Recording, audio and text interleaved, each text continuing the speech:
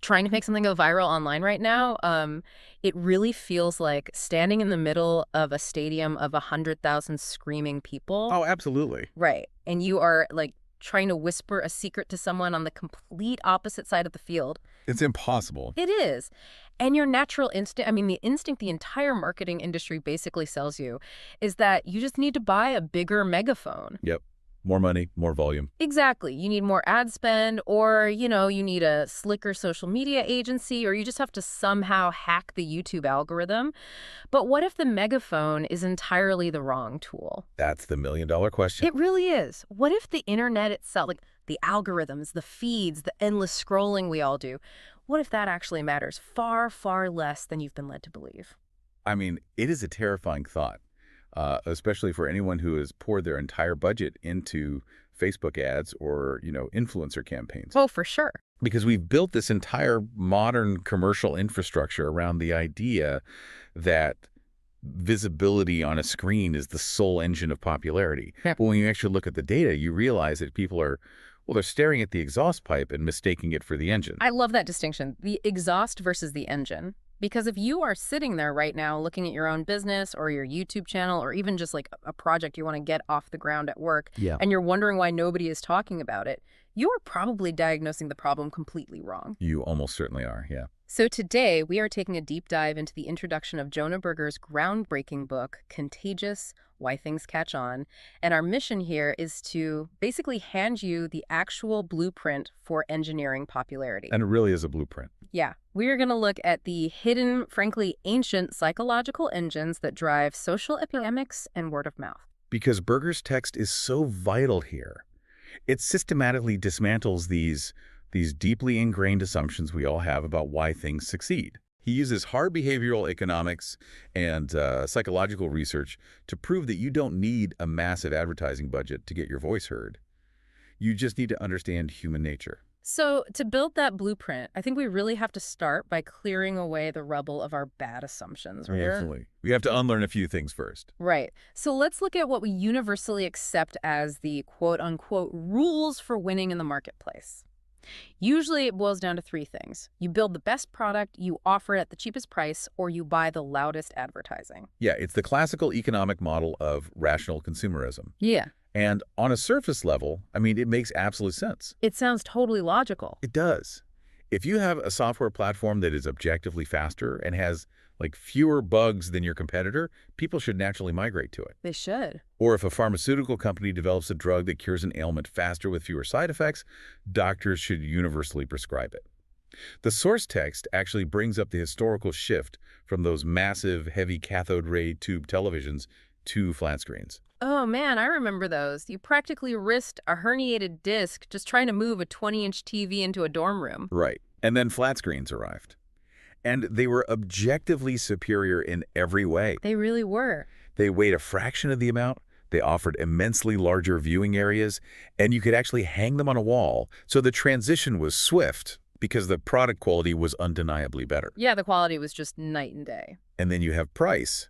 If you have two completely identical boxes of cereal sitting side by side on a grocery store shelf, the consumer will almost always pick the one that costs 50 cents less. Obviously. Why pay more for the exact same thing? Exactly. Economic self-interest dictates the price is a massive lever. And of course, the third pillar, advertising. Because a consumer cannot buy a product if they do not know it exists. Right. But those three pillars, quality, price, and awareness through advertising, they kind of fall apart the second you look closely at the real world. They really do. Because if the universe operated purely on those three metrics, we could literally build a mathematical formula to predict every single market success before it even happens. Wall Street would never lose a single dollar. It would be totally predictable. But it's not. Fantastic, cheap, heavily advertised products fail every single day. All the time. And to illustrate how those three factors completely fail to explain social epidemics, Berger introduces this brilliant paradox involving baby names. Oh, this part is so good. Specifically, he looks at the names Olivia and Rosalie. I found this part fascinating because, naming a child is arguably the most permanent brand decision a person ever makes, right? It really is. So let's break down the metrics on these names. Both are fantastic, beautiful names for girls. Olivia has Latin roots, meaning olive tree, historically associated with peace and beauty. Beautiful. Right. And Rosalie also has Latin and French origins, deriving from roses. Structurally, they're incredibly similar. They're about the same length. They both end with these lovely, soft vowel sounds, and they both offer great, simple nicknames, Liv and Rose. So from a product quality standpoint, they're absolutely identical. Identical. Now let's look at price. Okay. Naming your child Olivia does not cost a premium over naming your child Rosalie. The price is literally zero for both. You don't pay a tax for one or the other. Nope. Finally, advertising. There is no shadowy corporate syndicate out there running primetime television commercials or buying up billboard space to convince expecting parents to choose the name Olivia. Yeah, there is no algorithm pushing Olivia to the top of your feed when you wake up. None. So quality, price, and advertising are completely neutralized in this scenario. Yet, when you look at the U.S. birth data from the year 2010, the divergence is staggering. It's wild. That year, there were nearly 17,000 baby girls named Olivia. 17,000 and Rosalie. Only 492. 17,000 versus 492. For two things that are functionally identical, cost exactly the same, and have zero marketing behind them. It makes no traditional sense. And you see this everywhere once you start looking. Think about YouTube videos. The vast majority of them are free to watch. Most have zero marketing behind them. And yet, while some highly produced, top-tier quality videos languish with 50 views, a grainy, out-of-focus video of a dog shot on a cheap cell phone garners 50 million views. Right. Traditional business metrics are completely useless in diagnosing why that happens. Which means we have to completely rethink our approach to standing out. And the text gives this incredible real-world case study of someone who understood this perfectly. Let's talk about Howard Wine and his restaurant in Philadelphia. Yes. We'll set the stage for this one. The year is 2004. Howard Wine is a hospitality veteran. He has an MBA. He helped launch the W Hotel brand for Starwood, and he oversaw billions of dollars in food and beverage revenue. So he's not a rookie? Not at all. He's not a naive outsider. But he decides he wants to leave the corporate behemoth and open a luxury boutique steakhouse in Philadelphia called Barclay Prime. Which, as anyone who has ever watched a cooking show knows, is basically financial suicide. Oh, completely. Opening an independent restaurant is famously one of the worst investments you can possibly make. The failure rates are just astonishing. Over 25% of restaurants fail within their first 12 months. 60% are gone by year 3. The margins are razor thin. It's brutal. So Wayne acquires a space in a highly affluent, fiercely competitive neighborhood in downtown Philadelphia.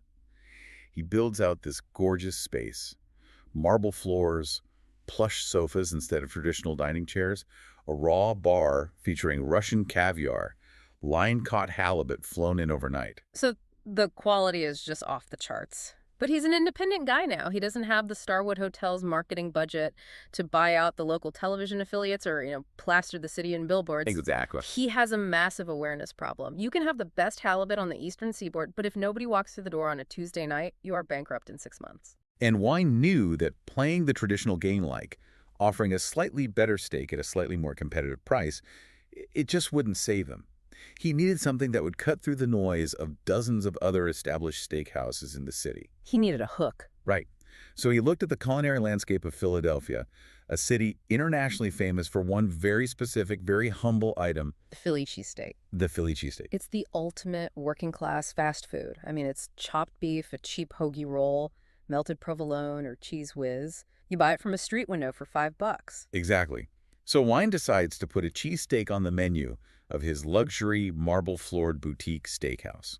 Which is funny on its own. It is, but he completely inverts the concept. He starts with a house-made brioche roll, brushed with homemade mustard. He uses thinly sliced Kobe beef, marbleized to absolute perfection. Oh, wow. He adds caramelized onions, shaved heirloom tomatoes, and triple cream Taleggio cheese. And then he tops it all off with shaved, hand-harvested black truffles and a whole butter-poached Maine lobster tail. I mean, sounds incredible, but the punchline here is the price tag. What did he actually charge for this thing? $100. $100. He served it with a chilled split of Veuve Clicquot champagne, and he put it on the menu for a flat $100. See, my initial reaction, and I think the reaction of most people looking at business strategy, is that $100 sandwich price is completely out of the market. Sure. Customers are inherently looking for a deal. Why would you create a barrier to entry that high? Because Wien wasn't thinking like an economist, he was thinking like a behavioral psychologist. He wasn't using that price tag as an economic barrier. He was using the price tag as the marketing campaign itself.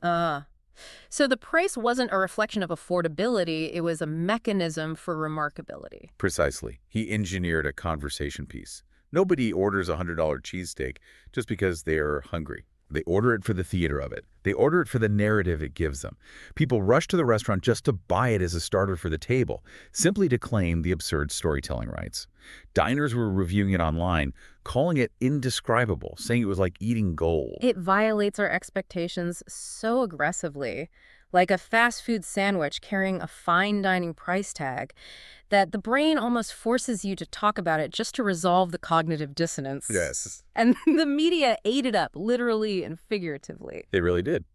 The Wall Street Journal, USA Today, the Discovery Channel, they all ran segments on it. Yeah. David Beckham went to eat one. That's crazy. David Letterman actually invited the executive chef to fly to New York and make one live on The Late Show. Which is hundreds of thousands, if not millions of dollars in free PR, all generated by a sandwich. And against all the brutal, terrifying odds of the independent restaurant industry, Barclay Prime survived, flourished, and built a massive following.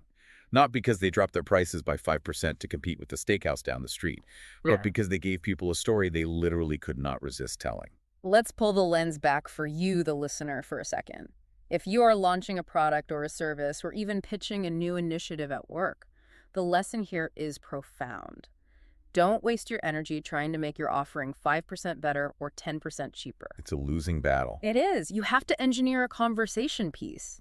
You have to design an element of your idea that is so inherently remarkable it acts as its own PR engine. Which brings us to the actual mechanism of how that PR engine functions.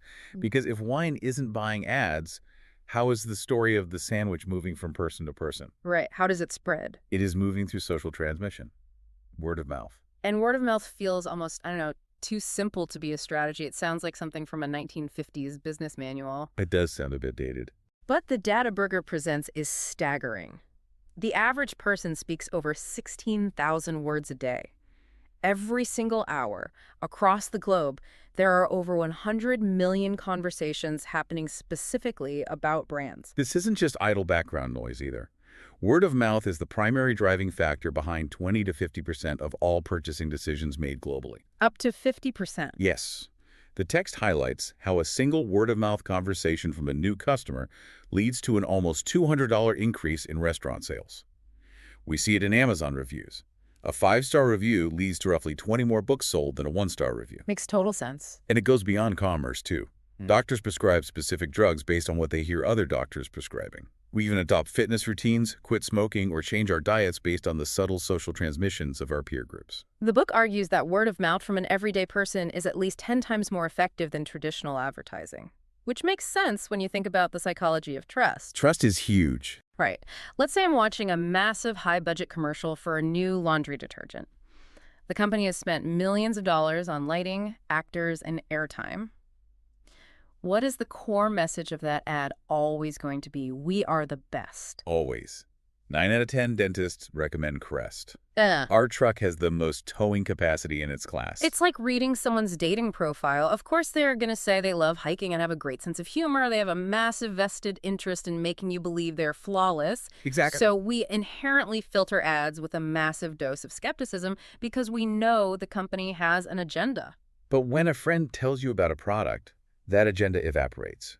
Your friends will tell it to you straight. They will say, I bought that new detergent. It definitely got the grass stains out, but honestly, it smells a little bit like industrial chemicals. Right. That objectivity, that willingness to offer the pros alongside the cons, makes the recommendation profoundly more credible. It is infinitely more persuasive because it is honest. That's the first massive advantage, persuasion through credibility. But the second advantage Berger points out might be even more powerful, and that's targeting. Targeting is the holy grail for any business. Companies spend billions of dollars trying to figure out how to put their message in front of people who actually want to hear it. Think about a company that manufactures high-end downhill skis. They could buy a 30-second television ad during the evening news broadcast. But out of the million people watching that news broadcast, maybe 5,000 actually skis. If that. Right. You are paying to broadcast your message to 995,000 people who will never, ever buy your product. It is wildly inefficient. So maybe the company gets smarter and buys a full-page ad in a dedicated ski magazine. That is better targeting. But even then, you're paying to reach people who might have just bought brand new skis last month and aren't in the market for a new pair. It is still a highly imperfect net. I like to think of it as the floodlight approach. You turn on a massive, blinding floodlight, hoping it illuminates a few people who happen to be looking for what you're selling. But word of mouth doesn't act like a floodlight. It acts like a sniper's laser pointer. That's a brilliant way to frame it. Think about your own behavior. You don't tell every single person in your contact list about a new pair of skis you saw. No, you'd be incredibly annoying if you did that. Right. You mentally scan your network.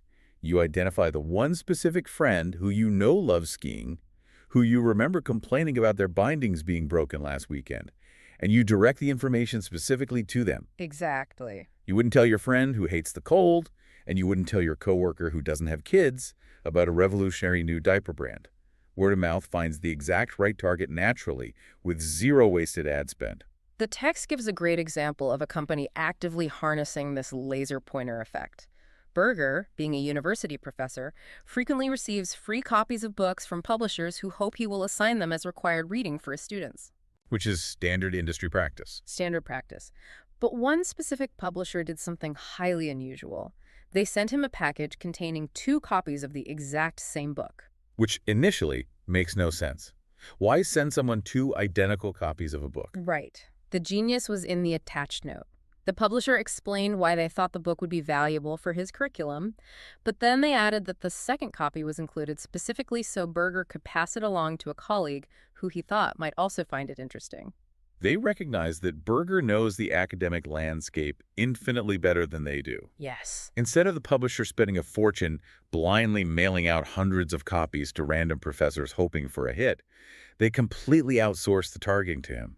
They removed the friction of sharing. And he acted as their laser pointer. He scanned his personal network of academics, found the one exact person who specialized in that niche, and physically handed them the book. For anyone listening who is trying to grow an audience or a customer base, this requires a fundamental paradigm shift. Stop obsessing over how to afford a bigger floodlight to reach strangers. Instead, look at the audience you already have and ask yourself, how can I equip them to do the targeting for me? That's the real question. Can you give them a second physical copy? Can you build a highly shareable, specialized digital tool that they will naturally want to forward to a specific colleague? Okay, so once you accept that word of mouth is the most powerful, persuasive, highly targeted marketing engine on the planet, the modern brain immediately jumps to one conclusion. I need to dominate social media. Naturally. If word of mouth is the game, then Twitter, Facebook, TikTok, and Instagram are the arenas, right?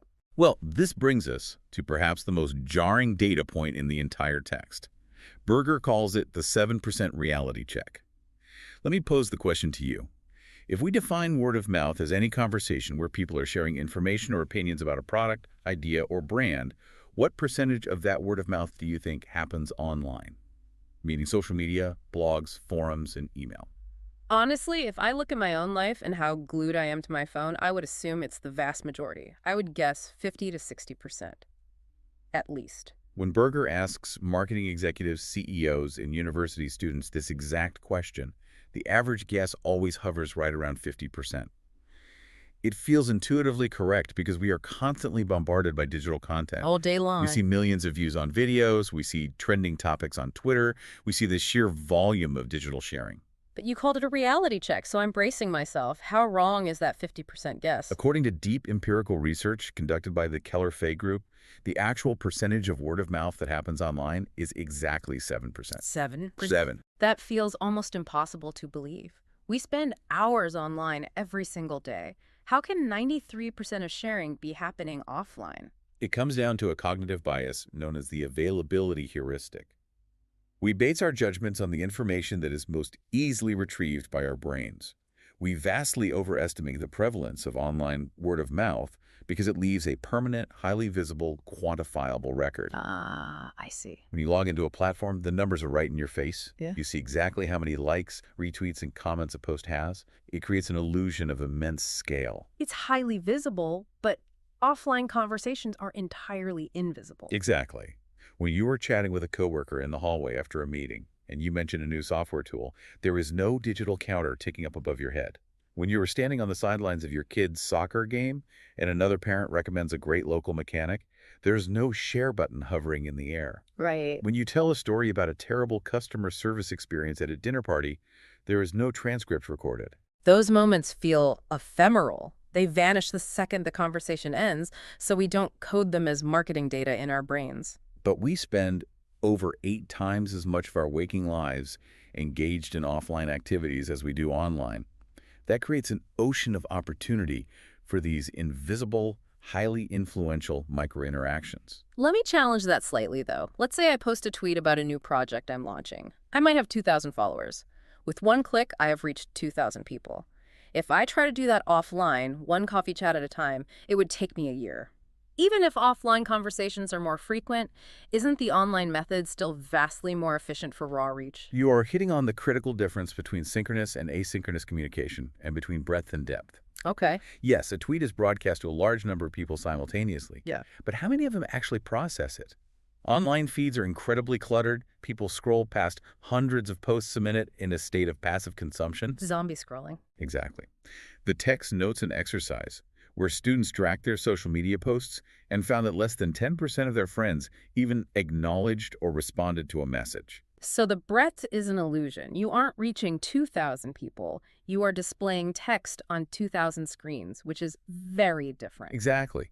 Offline conversations, however, are synchronous and demand active engagement. If we are sitting across from each other at lunch, and I recommend a book to you, you cannot just scroll past my face. Well, I could try, but it would be rude. Right, you have to engage. The depth of that interaction makes the transmission of the idea far more likely to stick. This highlights a fundamental misunderstanding in modern business. Social media platforms are technologies. They are not strategies. A platform is just a delivery mechanism. The text gives a stark example. A public health organization can tweet daily infographics about safe sex practices. They are using the technology perfectly. But if the message itself isn't designed to trigger human psychology, if it doesn't compel people to actually bring it up in conversation, the campaign will fail entirely. The platform doesn't guarantee anything. No, the platform does not guarantee the spread. You have to understand the psychology of why people open their mouths. If 93% of the sharing that actually drives behavior is happening offline, in real-world conversations, it forces a massive pivot in how we think about audience building. You have to stop staring obsessively at your digital dashboard and start asking yourself, is my idea interesting enough that someone will bring it up at a dinner party? Which naturally raises the question of who we should be trying to get to those dinner parties. If offline chatter is the goal, do we need to hunt down the most popular, connected people in society to do our talking for us? This is the entire premise of influencer marketing, right? Yeah. You find the person with the massive address book, the connector, the maven. This was the gospel preached by Malcolm Gladwell in The Tipping Point. It was a wildly popular theory. Gladwell argued that social epidemics are driven by a tiny handful of exceptional people, the 1% who dictate the taste, trends, and buying habits of the other 99%. Marketers have spent the last 2 decades and billions of dollars trying to identify and court these opinion leaders. These are cool kids. Right. The assumption is that if you can just get this special person to touch your product, it will miraculously turn to gold. It's a very comforting theory, honestly, because if my product fails, I can just blame it on the fact that I didn't have the budget to hire the right influencer. It absolves me of the responsibility of making my product interesting, but the data Berger presents completely upends this. The science of network theory has evolved significantly since The Tipping Point was published. Sociologists and behavioral economists like Duncan Watts have analyzed the data of how information actually travels through networks, and they found that relying on special people is a fundamentally flawed strategy. Let's break down why. Obviously, highly persuasive people exist. We all know someone who could sell ice to an Eskimo, and highly connected people exist. But why doesn't that translate to guaranteed virality? Because the obsession with the messenger has blinded us to the actual engine of the transmission, the message itself. The text uses a brilliant, simple analogy to explain this.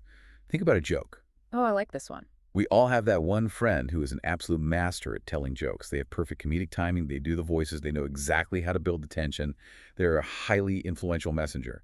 When they tell a joke, the entire room is in tears laughing. Right. Now compare that to someone who's terribly awkward. They mumble, they look at their shoes, their timing is awful. If that awkward person tries to tell a mediocre joke, it bombs. But, and this is the crucial part, some jokes are just so structurally inherently hilarious that it literally does not matter who delivers them. You could have the most monotone, socially awkward person in the office read the punchline off a piece of paper and the room will still erupt in laughter. Because the structural integrity of the message overrides the delivery mechanism. Contagious content works exactly the same way. If a piece of information is inherently shareable, it will spread regardless of who initiates the conversation. It doesn't matter if the messenger is incredibly persuasive, and it doesn't matter if they have 10 friends or 10,000 friends. So Duncan Watts, the sociologist, looks at social epidemics not like a VIP club, but like a forest fire. It's the perfect model.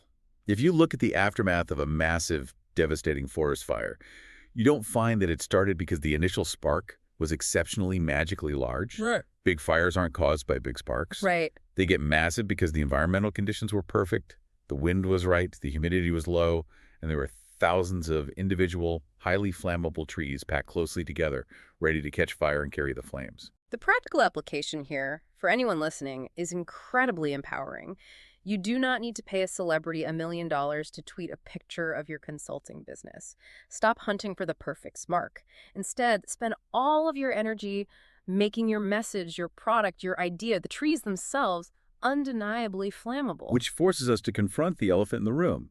Mm. It's easy to say, make your product inherently shareable, but what if your product is, by definition, boring? Yeah, that's the tough part. It's easy to see why a revolutionary new smartphone or a multi-million-dollar Hollywood blockbuster generates word of mouth. They're naturally exciting. But what if you sell tax return software? What if you manufacture commercial ball bearings? Or, as the text explores, what if you make household blenders? It's the ultimate excuse, right? My industry is just boring. I can't go viral. But Berger argues that virality is not born. It is engineered. You have to find what he calls the inner remarkability. And there is no better proof of this than the story of Tom Dixon and Blendtec. It is a masterclass in engineering fascination out of the mundane. Tom Dixon was an engineer who grew up in San Francisco and graduated from Brigham Young University in 1971. He originally worked for a company making birth control devices, but that conflicted with his Mormon faith, so he needed a career pivot. Okay. He was fascinated by baking bread, and he wanted a cheap home grinder to mill his own flour. Classic tinker mindset. Exactly. Using his engineering background, he took a $10 vacuum mutter and built a home mill that functioned better and was cheaper to produce than anything on the commercial market. That success eventually led him to design incredibly powerful blenders, and in 1999, he founded Blendtec. So he engineers a spectacular product. It is objectively high quality, but he runs into the exact same problem Howard Wine faced at the steakhouse. Nobody knows who he is. Fast forward to 2006. Tom brings in a new marketing director named George Wright. George quickly realizes that he has stepped into a role with functionally zero resources. He later joked that the marketing budget at his previous job was larger than Blendtec's entire gross revenue. Yeah. There is absolutely no money for television ads, radio spots, or celebrity endorsements. So George is wandering around the factory trying to figure out how to market this appliance with $0, and he notices something weird on the factory floor. He sees a pile of sawdust. He asks what is going on, assuming there is some construction happening. An employee tells him, "No, that's just Tom." Every single day, to test the durability of his blender motors, Tom Dixon shoves 2x2 wooden boards into the blenders and turns them on to see if they break. Which is an insane image, taking a piece of heavy lumber and shoving it into a kitchen appliance. But George Wright recognizes immediately that he has just stumbled upon the product's inner remarkability. He takes a marketing budget of exactly $50. $50. He goes to a local store and buys real, solid glass marbles, the kind that are so tough you can drive a car over them without them shattering. He buys a box of golf balls, he buys a garden rake, and he buys a white lab coat for Tom. I love this. He isn't trying to make a slick, polished commercial. He is creating a spectacle. He sets up a camera, puts Tom in the lab coat, and tells him to do exactly what he does with the wood, but with these new items. Tom drops 50 solid glass marbles into the blender pitcher, secures the lid, and hits the slow churn button. The marbles bounce violently against the blades. The text describes the noise as sounding like a hailstorm pelting the roof of a car. Just terrifying noise. After 15 seconds of sheer violence, Tom stops the machine, lifts the lid, and white smoke actually pours out of the pitcher. He pours the contents out. The blender has pulverized 50 solid glass marbles into fine glass dust. It's the cognitive dissonance again. We categorize a blender as a fragile domestic kitchen tool meant for soft fruit and yogurt. Watching it enact terrifying industrial-level destruction on glass marble short-circuits our brain. It demands cognitive resolution, which we achieve by showing it to someone else and saying, you have to see this. George posts the video on YouTube under the title "Will It Blend?" and then films Tom destroying the golf balls and literally reducing the wooden rake to splinters. The results were tectonic. In the very first week, the videos racked up 6 million views. Tom became a bizarre internet celebrity. He went on to blend everything: Bic lighters, Nintendo controllers, Justin Bieber CDs, and notoriously, a brand new Apple iPhone. The video series eventually accumulated over 300 million views. But here's the critical business metric. Yeah. Did millions of views of a guy destroying a golf ball actually sell kitchen appliances? Yes. Within 2 years of that $50 campaign launching, Blendtec's retail sales increased by 700%. 700% growth on a $50 budget. Because George Wright didn't just try to be funny. If he had dressed Tom in a chicken suit and had to make a normal strawberry smoothie, it would have failed miserably. The genius was that the spectacle visualized the product's core competency, its extreme, undeniable power, in a way that forced people to remark on it. They engineered virality out of an incredibly boring household appliance. Which proves the ultimate point: virality is a structure. It is a set of psychological triggers that can be applied to anything, no matter how mundane. So if we accept that it is engineered, what is the blueprint? How do you and I, or anyone listening, find that inner remarkability without just fumbling around in the dark? This is where we arrive at the core framework of the entire book. Yeah. Jonah Berger and his collaborators didn't just look at a few lucky examples. They spent years aggressively analyzing thousands of viral articles, products, and rumors to find the underlying commonalities. They distilled their findings into 6 key psychological ingredients that cause things to be talked about. The recipe for contagiousness. Let's walk through the acronym they developed. STEP, PSs. STEPS. Yeah. What is the first S? The first S stands for social currency. This is rooted in the idea that humans are deeply social animals constantly playing status games. What we talk about influences how others perceive us. We share things that make us look smart, rich, cool, or in the know. Right. We avoid sharing things that make us look boring or out of touch. If you know about a secret hidden bar, or if you are the first person to show your friends a video of a blender destroying an iPhone, you gain social capital. To make your product viral, you have to give your audience a way to look good while they are promoting your stuff. You have to make them feel like insiders and give them the tools to flex that insider status.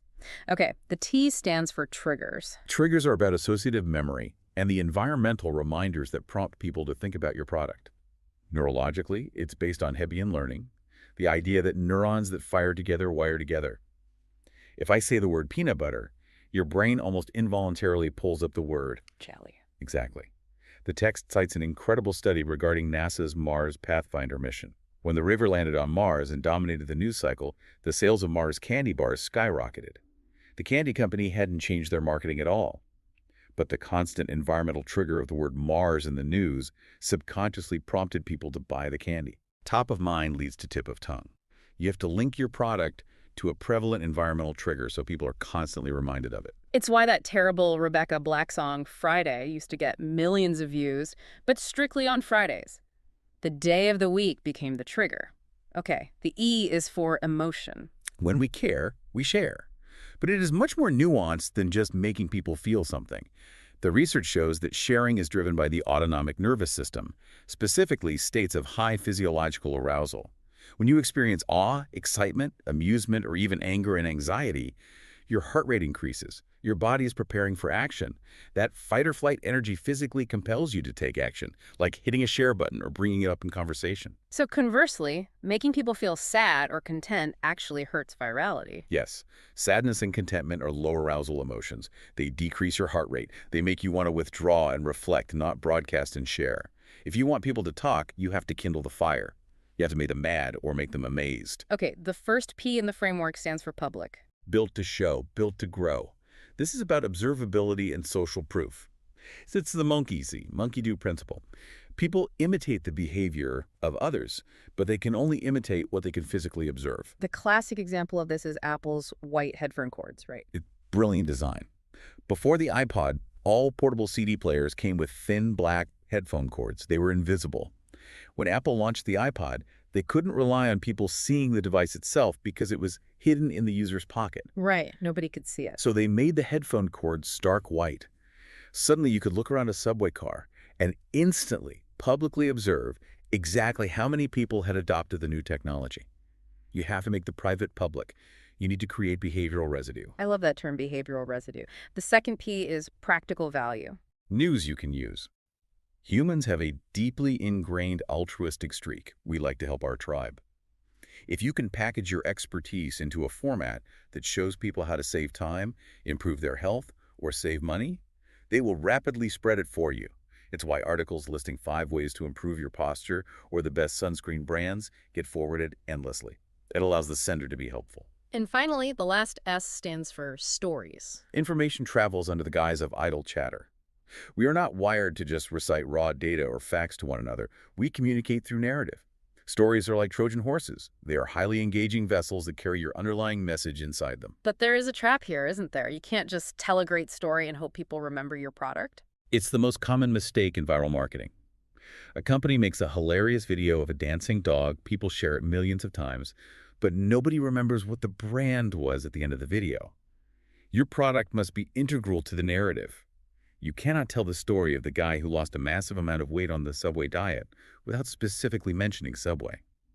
The brand is the load-bearing pillar of the story. So we have social currency, triggers, emotion, public, practical value, and stories. Step PS. Now, let me push back on this, because if I am a small business owner, looking at that list of 6 psychological levers is deeply intimidating. Do I have to perfectly execute all 6 of these to get my software app to catch on? Because trying to make an accounting app emotional, highly public, and narrative-driven sounds completely impossible. It's a vital question, and the answer is absolutely not. You do not need to hit all 6. Berger uses a culinary analogy that relieves a lot of that pressure. Think of the Step PS principles less like a rigid mathematical formula where every variable must be present, and more like ingredients in a really great salad. Okay, walk me through the salad. Think of a classic Cobb salad.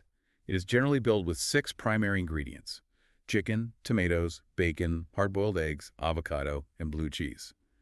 When all 6 are present, it's a masterpiece. But what if you only have bacon and blue cheese? I mean, bacon and blue cheese on a plate is still going to be a huge hit. Right. The principles are relatively independent. You can pick and choose the ingredients that naturally align with your specific product. Tom Dixon's blenders already had deep practical value, but nobody cared. They went viral because George Wright figured out how to inject immense high arousal, emotion, awe, and shock, and wrap it in a visual story. You don't need a magical creativity gene.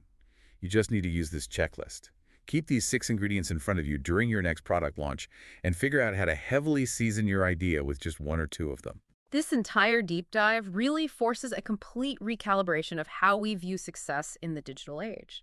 If I try to synthesize everything we've unpacked today, from the cognitive dissonance of a $100 cheesesteak acting as its own PR engine, to the fact that 93% of the sharing that actually moves the needle happens invisibly offline, to the spectacle of a blender turning solid glass into smoke, the core, undeniable truth is that virality is not a lottery. It is not random lightning striking. It is not the exclusive domain of massive corporate ad budgets, and it is certainly not about hacking a digital algorithm.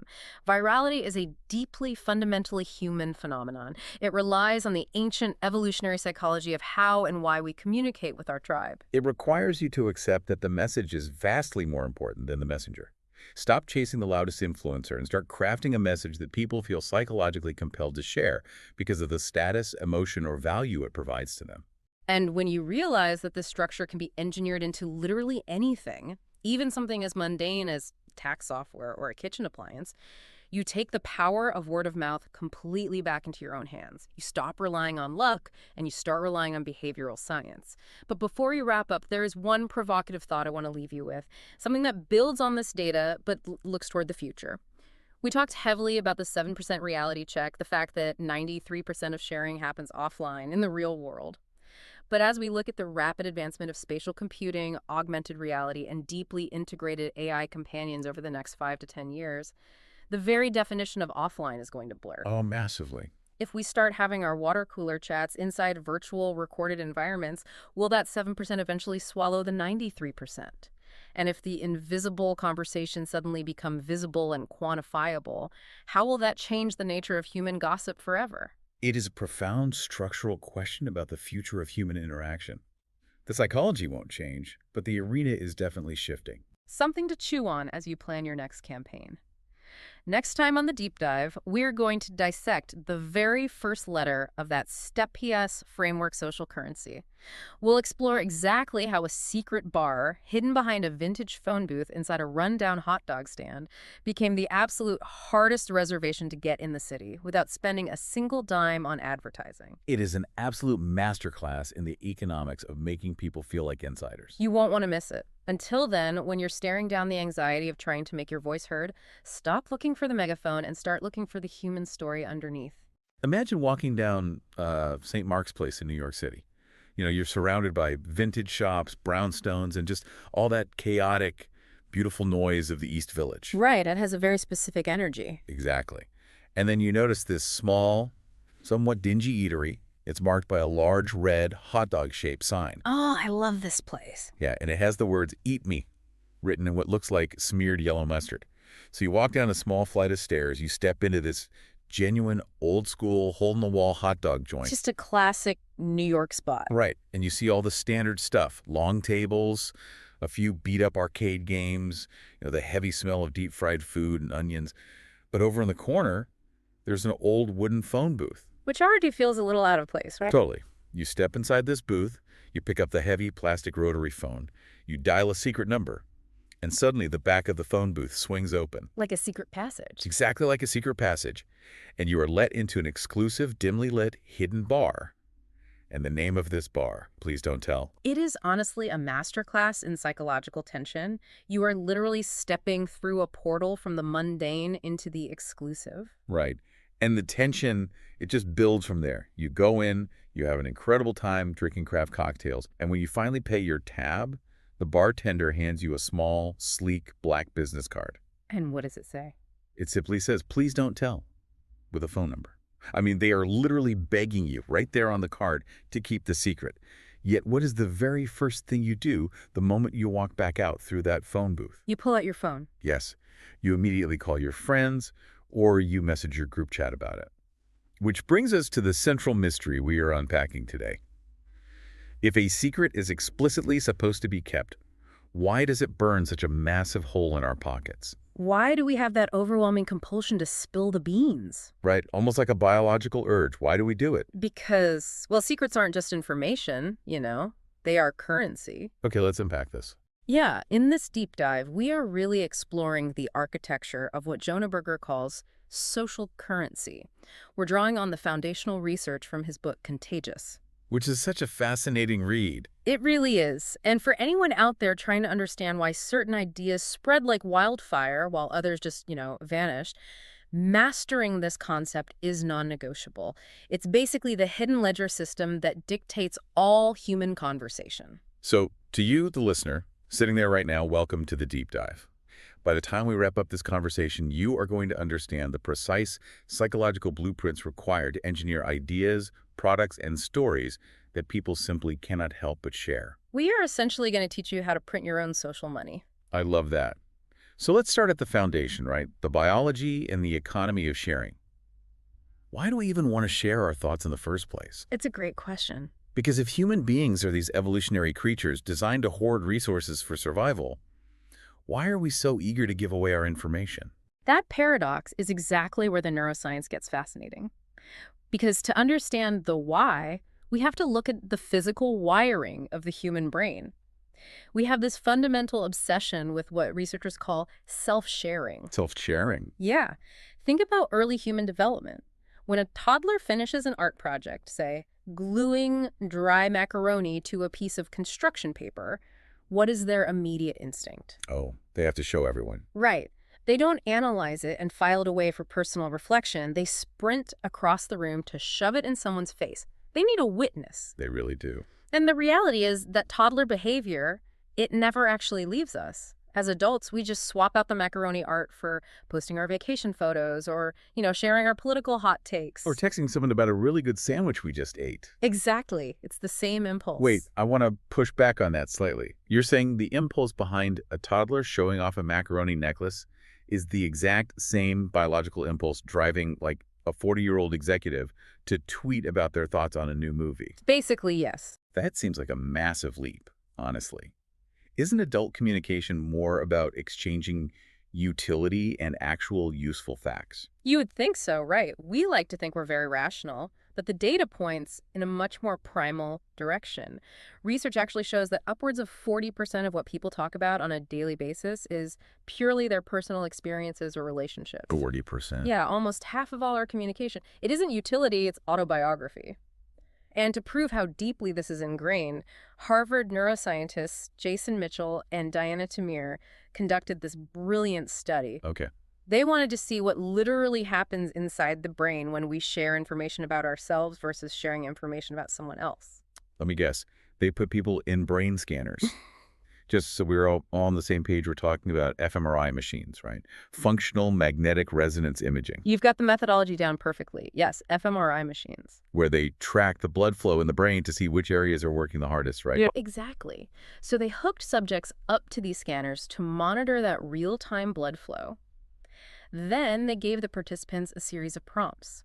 Sometimes they were asked to share their own opinions and attitudes. Like, I love snowboarding. Or, I prefer tea over coffee, things like that.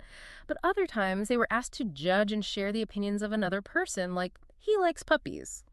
They were looking for the neurological difference between talking about me versus talking about them. And what did the blood flow reveal? Was there a noticeable difference? The difference was staggering, actually. The scanners showed that disclosing information about the self intrinsically rewards the brain in a way that talking about others just does not. Really? Yeah, it actively fires up the mesolimbic dopamine system. Wait, the dopamine system? Yes, those are the exact same neural circuits, the reward pathways that light up when we receive primary survival rewards. Hold on. You're telling me that talking about my weekend, or, I don't know, giving my opinion on a TV show, literally lights up my brain the same way eating a double cheeseburger does. Or the same way finding a $100 bill on the sidewalk does. Yes. That is wild. The neural signatures are remarkably similar. It is biologically pleasurable to share our own thoughts. The brain is dispensing chemical rewards to encourage the behavior. So we're literally addicted to talking about ourselves. Basically. But Mitchell and Tamir, they weren't satisfied with just looking at brain scans. They wanted to take this out of the realm of pure neuroscience and test it in behavioral economics. Okay, how do you do that? They asked a brilliant question. If talking about ourselves is a biological reward, can we price it? Can we assign a literal fiat currency value to the act of self-sharing? How on earth do you put a price tag on a thought? By forcing people to make a financial trade-off. They gave participants a choice task where they could earn real money. Option A, you can wait a few seconds, do absolutely nothing, and receive a higher financial payout. Sounds like a good deal. Right. But option B was you can answer a question about yourself and share your opinion, but you will receive less money. Oh. They pitted literal spendable cash against the biological joy of talking about oneself. That is a brutal test of human vanity. Yeah. Because rationally, if you're sitting in a lab experiment, your only goal should be to maximize your financial return. You just sit there, take the money, and go home. Rational economic theory would absolutely predict that. Every time. Yeah. Yet, the results completely shattered that assumption. Did people actually take the pay cut? Yes. The participants were willing to take a 25% pay cut just to share their own opinions. 45%. People preferred to be physically, financially poorer in order to broadcast their thoughts rather than waiting a few seconds in silence for a higher payout. That is unbelievable. The researchers even calculated it. On average, people valued sharing their opinion at just under a cent per interaction.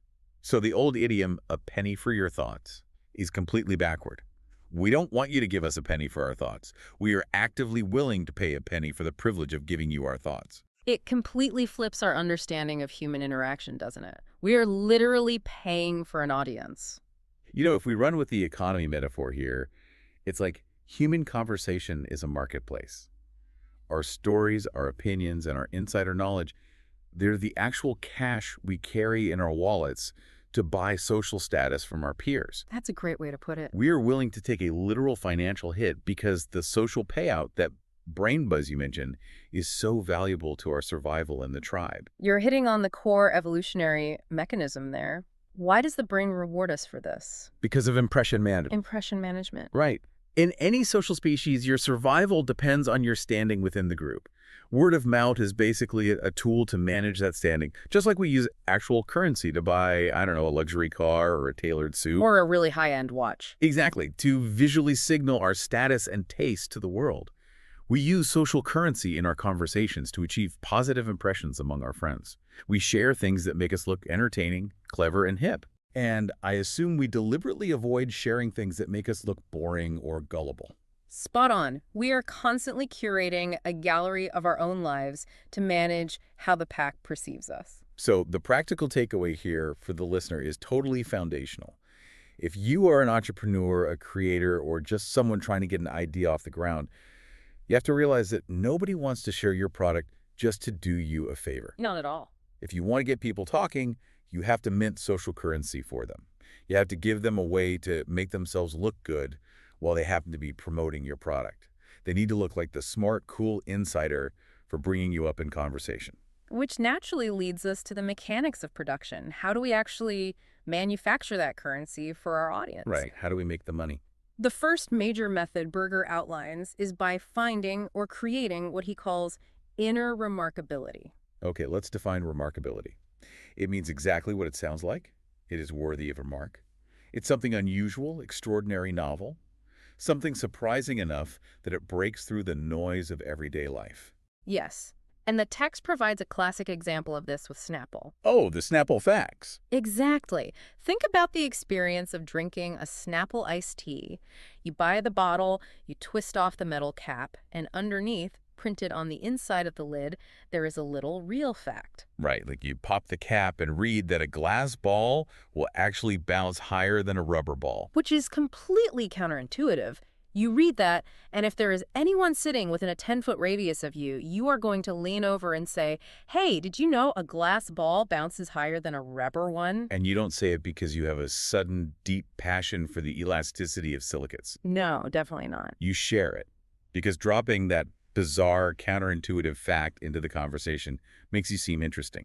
You are spending the Snapple fact to buy a moment of attention and status. What's fascinating here is that the brilliance of the Snapple cap is that it gives the consumer a microscopic, prepackaged unit of social currency. A little pocket-sized coin of status. Exactly. And this drive to share remarkable things is a measurable global phenomenon. A Wharton professor named Raghu Iyengar conducted this massive study analyzing word-of-mouth data across 6,500 different products and brands. That's a huge sample size. It is. And he didn't just look at exciting tech startups. He looked at everything from neighborhood dry cleaners to massive pharmaceutical companies. He had consumers score the inherent remarkability of each product and then tracked how often those products were naturally brought up in daily conversation. So did the data actually map to the theory? Did remarkability directly equal word of mouth? The correlation was incredibly strong. Highly remarkable products like Facebook in its early days or major Hollywood blockbuster movies were talked about almost twice as much as ordinary everyday brands. Everyday brands like what? Things like Wells Fargo banks or Tylenol. Because our brains are wired to manage our social impression, we basically act like radar dishes, constantly scanning our environment for remarkable things to pass on to the tribe. It's so deeply ingrained in our psychology that we will actually bend reality just to make sure we have something remarkable to share. The outline brings up this study from the University of Illinois, the cockroach study, which I think is one of the funniest and most revealing experiments about human honesty. It really reveals the lengths we will go to protect our social standing. The researchers subjected university students to an experience involving cockroaches. It was somewhat unpleasant, but strictly controlled. It's a standard medium-sized lab roach, I imagine. Right. And later, the students were asked to recount the story of what happened to them. Let me guess. The story they told depended entirely on who they were talking to. You see where this is going. When the students were asked to report the facts back to a scientific experimenter in a formal setting, their accounts were fairly accurate and grounded in reality. They described the bugs, the size, the room, all very objectively. Because they knew they were talking to a scientist. Exactly. But when they were put in a room with their peers and asked to tell the story of what happened to them, the narrative shifted. The roaches suddenly turned into prehistoric monsters, right? The cockroaches got significantly larger. There were suddenly more of them.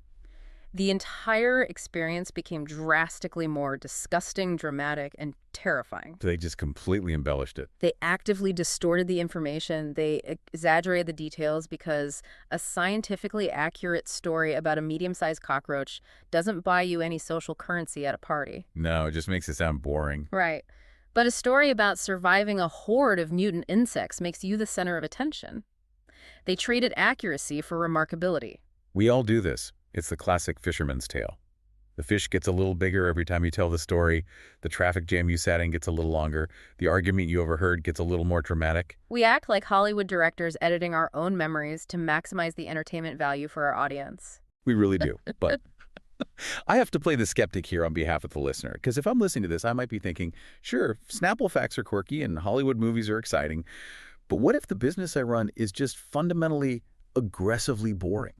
That's a very fair question. Because what if I sell blenders or corporate accounting software or toilet paper? Is this concept of remarkability only reserved for trendy tech startups and celebrities? That is the single most common objection business owners have, and it makes logical sense on the surface.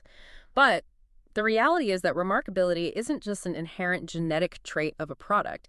It can be imposed from the outside. Imposed? Yes.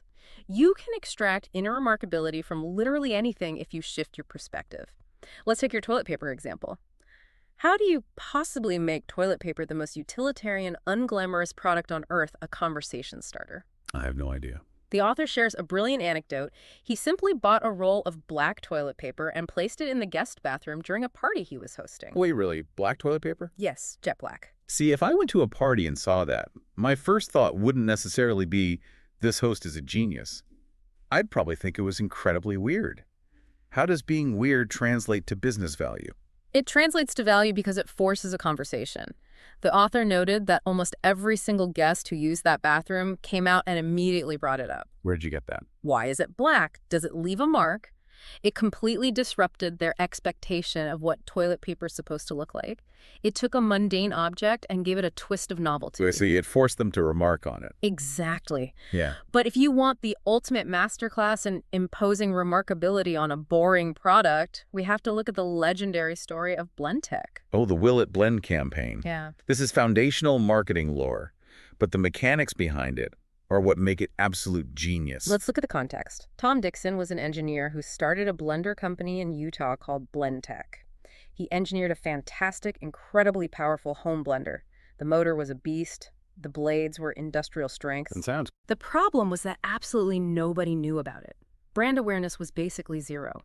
Blenders are a saturated market, and they are invisible. Nobody stands around the water cooler at the office bragging about the pureed soup they made last night. You're the definition of a boring, invisible appliance. You keep it pushed to the back of the counter until you need a smoothie. So Tom hires a new marketing director, George Wright, and George is walking around the factory floor one day trying to figure out how to sell this appliance when he notices Tom doing something bizarre. What was doing? Tom is out on the floor doing quality control durability tests. But he's not blending ice or frozen fruit. He's taking heavy wooden 2x4 boards and shoving them into the blender pitchers to see if the motors burn out or the blades snap. Wow. There is sawdust flying everywhere. George watches this and has a revelation. This is the inner remarkability. The sheer, ridiculous industrial power of this machine is the story. But he doesn't just write a press release about the motor's horsepower, because nobody cares about horsepower specs on a blender. Right. Instead, he translates that power into a visual spectacle.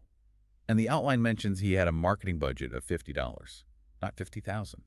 $50. George takes that $50, goes to a local store, and buys some glass marbles, some golf balls, a rake, and a cheap white lab coat for Tom. The lab coat is a great touch. He puts Tom in the lab coat, stands him in front of a simple camera, and has Tom throw 50 solid glass marbles into the Blendtec blender.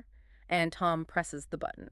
I remember watching this video when it first came out. The sound is absolutely deafening. It sounds like a hailstorm inside a tin roof. You are wincing just watching it, waiting for the plastic pitcher to shatter and send glass shrapnel everywhere. But it doesn't shatter. After 15 seconds of terrifying noise, Tom turns the machine off, pops the lid, and literal glass smoke pours out of the pitcher. Glass smoke. The solid glass marbles have been completely pulverized into a fine white powder. The blender didn't even crack. George posted the video on YouTube with the simple, provocative title, "Will it blend?" And the internet lost its collective mind. It got 6 million views in the first week. People were absolutely mesmerized by the destruction. And because it was so remarkable, the audience started demanding more. They started commenting, begging Tom to blend other things. What else did they blend? They blended Bic lighters, Justin Bieber CDs, Nintendo controllers, and eventually the ultimate symbol of pristine technology, an Apple iPhone. They blended an iPhone. Yes, the metrics on that campaign are staggering. It garnered over 300 million views and drove retail sales up by 700%. It transformed a completely unknown company into a dominant force in the appliance market. That is incredible. And it all happened because George Wright realized that virality isn't born, it is engineered. They took an invisible, boring product and asked a simple question. What makes this do something no one thought possible? The answer was pulverizing glass and consumer electronics. By highlighting that extreme feature, they made their customers look cool for knowing about this insanely powerful gadget. So the practical takeaway for you listening right now, find your inner remarkability. I promise you it is there. Ask yourself, what about your idea, your product, or your service is surprising, novel, or extreme? What breaks the pattern of expectation? Highlight that specific feature, turn the volume up to 11, and give your audience the social currency to look like the smartest person in the room for sharing it. That's a perfect summary. Now, once you've figured out how to mint that currency by being remarkable, we encounter a new psychological challenge. Which is? In any functioning economy, whether it's fiat money or social status, you need a bank account. You need a way to keep score.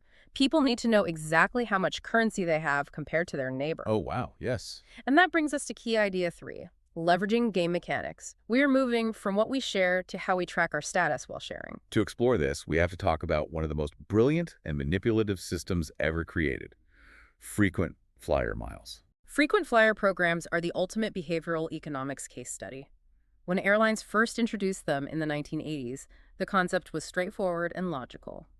It was a simple loyalty program to reward frequent business travelers with discounted fares. Very utilitarian. But over the decades, it has mutated away from being a financial utility and into something entirely psychological. Consider this data point. There are currently roughly 10 trillion unredeemed frequent flyer miles sitting dormant in accounts around the world. Let's pause and visualize that number. 10 trillion. The outline notes that 10 trillion miles is enough distance to travel to the moon and back 19.4 million times. It's absurd. It is a staggering, incomprehensible amount of unused value just sitting on digital ledgers. It's an ocean of unredeemed value, and it tells us something profound about human motivation. People are not accumulating these miles just for the utility of free flights or hotel upgrades. If the goal was simply free travel, they would be spending the miles. Yeah, if they wouldn't just sit on them forever. So, why are intelligent people going out of their way, booking agonizing layovers in random cities, and paying higher cash prices for tickets on specific airlines just to accrue miles they will never actually use? Because it's not a loyalty program anymore. It is a video game. The miles are the points. Game mechanics are the elements that make games addictive. The rules, the feedback loops, the progress bars, the leaderboards. They motivate us internally because human beings possess a deep-seated psychological need to master our environment and achieve things. I want to level up. Exactly. Hitting that next tier, solving a puzzle, or even just getting that final stamp on the coffee shop punch card, it provides a tangible, satisfying marker of progress. It gives us a hit of dopamine. But the internal motivation is only half the story, isn't it? The real power of game mechanics comes from interpersonal motivation, which relies heavily on social comparison. This brings us to the Harvard salary study mentioned in the outline, which might be one of the most revealing looks at human irrationality ever recorded. It completely dismantles traditional economic theory. Researchers at Harvard presented students with a hypothetical scenario and asked them to choose between 2 different financial realities. Okay, let's hear the options. Option A. You earn $50,000 a year, but everyone else in your social circle and neighborhood is earning $25,000. Right. Option B, you earn $100,000 a year, but everyone else around you is earning $200,000. Here's where it gets really interesting. Mm-hmm. Because if you look at this purely through the lens of rational utility, which is how economists assume we all behave, the choice is an absolute no-brainer. It should be. Option B gives you double the absolute wealth. You have $100,000 to spend on housing, food, vacations, and investments instead of $50,000. Any rational actor maximizing their resources would choose option B without hesitation. And yet, when forced to choose, the majority of the students chose option A. They chose to be poorer. They literally chose to be poorer in absolute terms, sacrificing $50,000 of purchasing power just so they could feel richer than the guy sitting next to them. That is insane. It is a completely irrational financial decision, but it proves a fundamental, uncomfortable truth about human nature. Status isn't about what you have, it's about what you have relative to someone else. Let's dive into the evolutionary psychology of that for a second. Why would our brains be wired to sacrifice absolute resources just to beat our neighbor? Because for hundreds of thousands of years of human evolution, absolute resources didn't determine your survival or your mating prospects. Your relative rank in the tribal hierarchy did. Oh, I see. If you are the alpha, you got the best food and the best mates, regardless of how much food the tribe had in total. Humans, much like chimpanzees and wolves, are deeply hierarchical creatures. We care immensely about our pecking order. But status is inherently relational. Meaning? You cannot be the leader of the pack without a pack to look down upon. You can't be tall unless someone else is short. Exactly the mechanism. Yeah. Game mechanics tap into this primal drive by providing clear, quantifiable metrics that show us exactly where we stand in the modern hierarchy. And doing well in that hierarchy gives us massive social currency. We love to boast about our achievements. It's why people casually drop their golf handicap into conversation or obsess over how many followers they have on social media. Or find a way to mention their kids' SAT scores at a dinner party. Oh, absolutely. It's a socially acceptable way of displaying our rank. Or, to bring it back to airlines, displaying our frequent flyer status. Berger talks about a friend who is a Delta Airlines Platinum Medallion member. Whenever this guy travels, he always finds a way to subtly or not so subtly brag about it on social media. What does he post? He'll post a complaint about how crowded the exclusive lounge is, or post a picture of his complimentary first-class upgrade with a caption about being exhausted from travel. It is purely an excuse to broadcast his platinum status to his network. The espresso machine in the Delta Sky Club is broken again today. So annoying. We have all seen that exact post. It's the classic humble brag. It is the pinnacle of the humble brag. But here is the absolute genius of what Delta has engineered. Every time that guy proudly shares his status to harvest social currency from his friends, he is simultaneously acting as an unpaid billboard for Delta Airlines. He is signaling to his entire network that Delta is the airline of high-status individuals. He is doing their marketing for them, and he thinks it was his idea.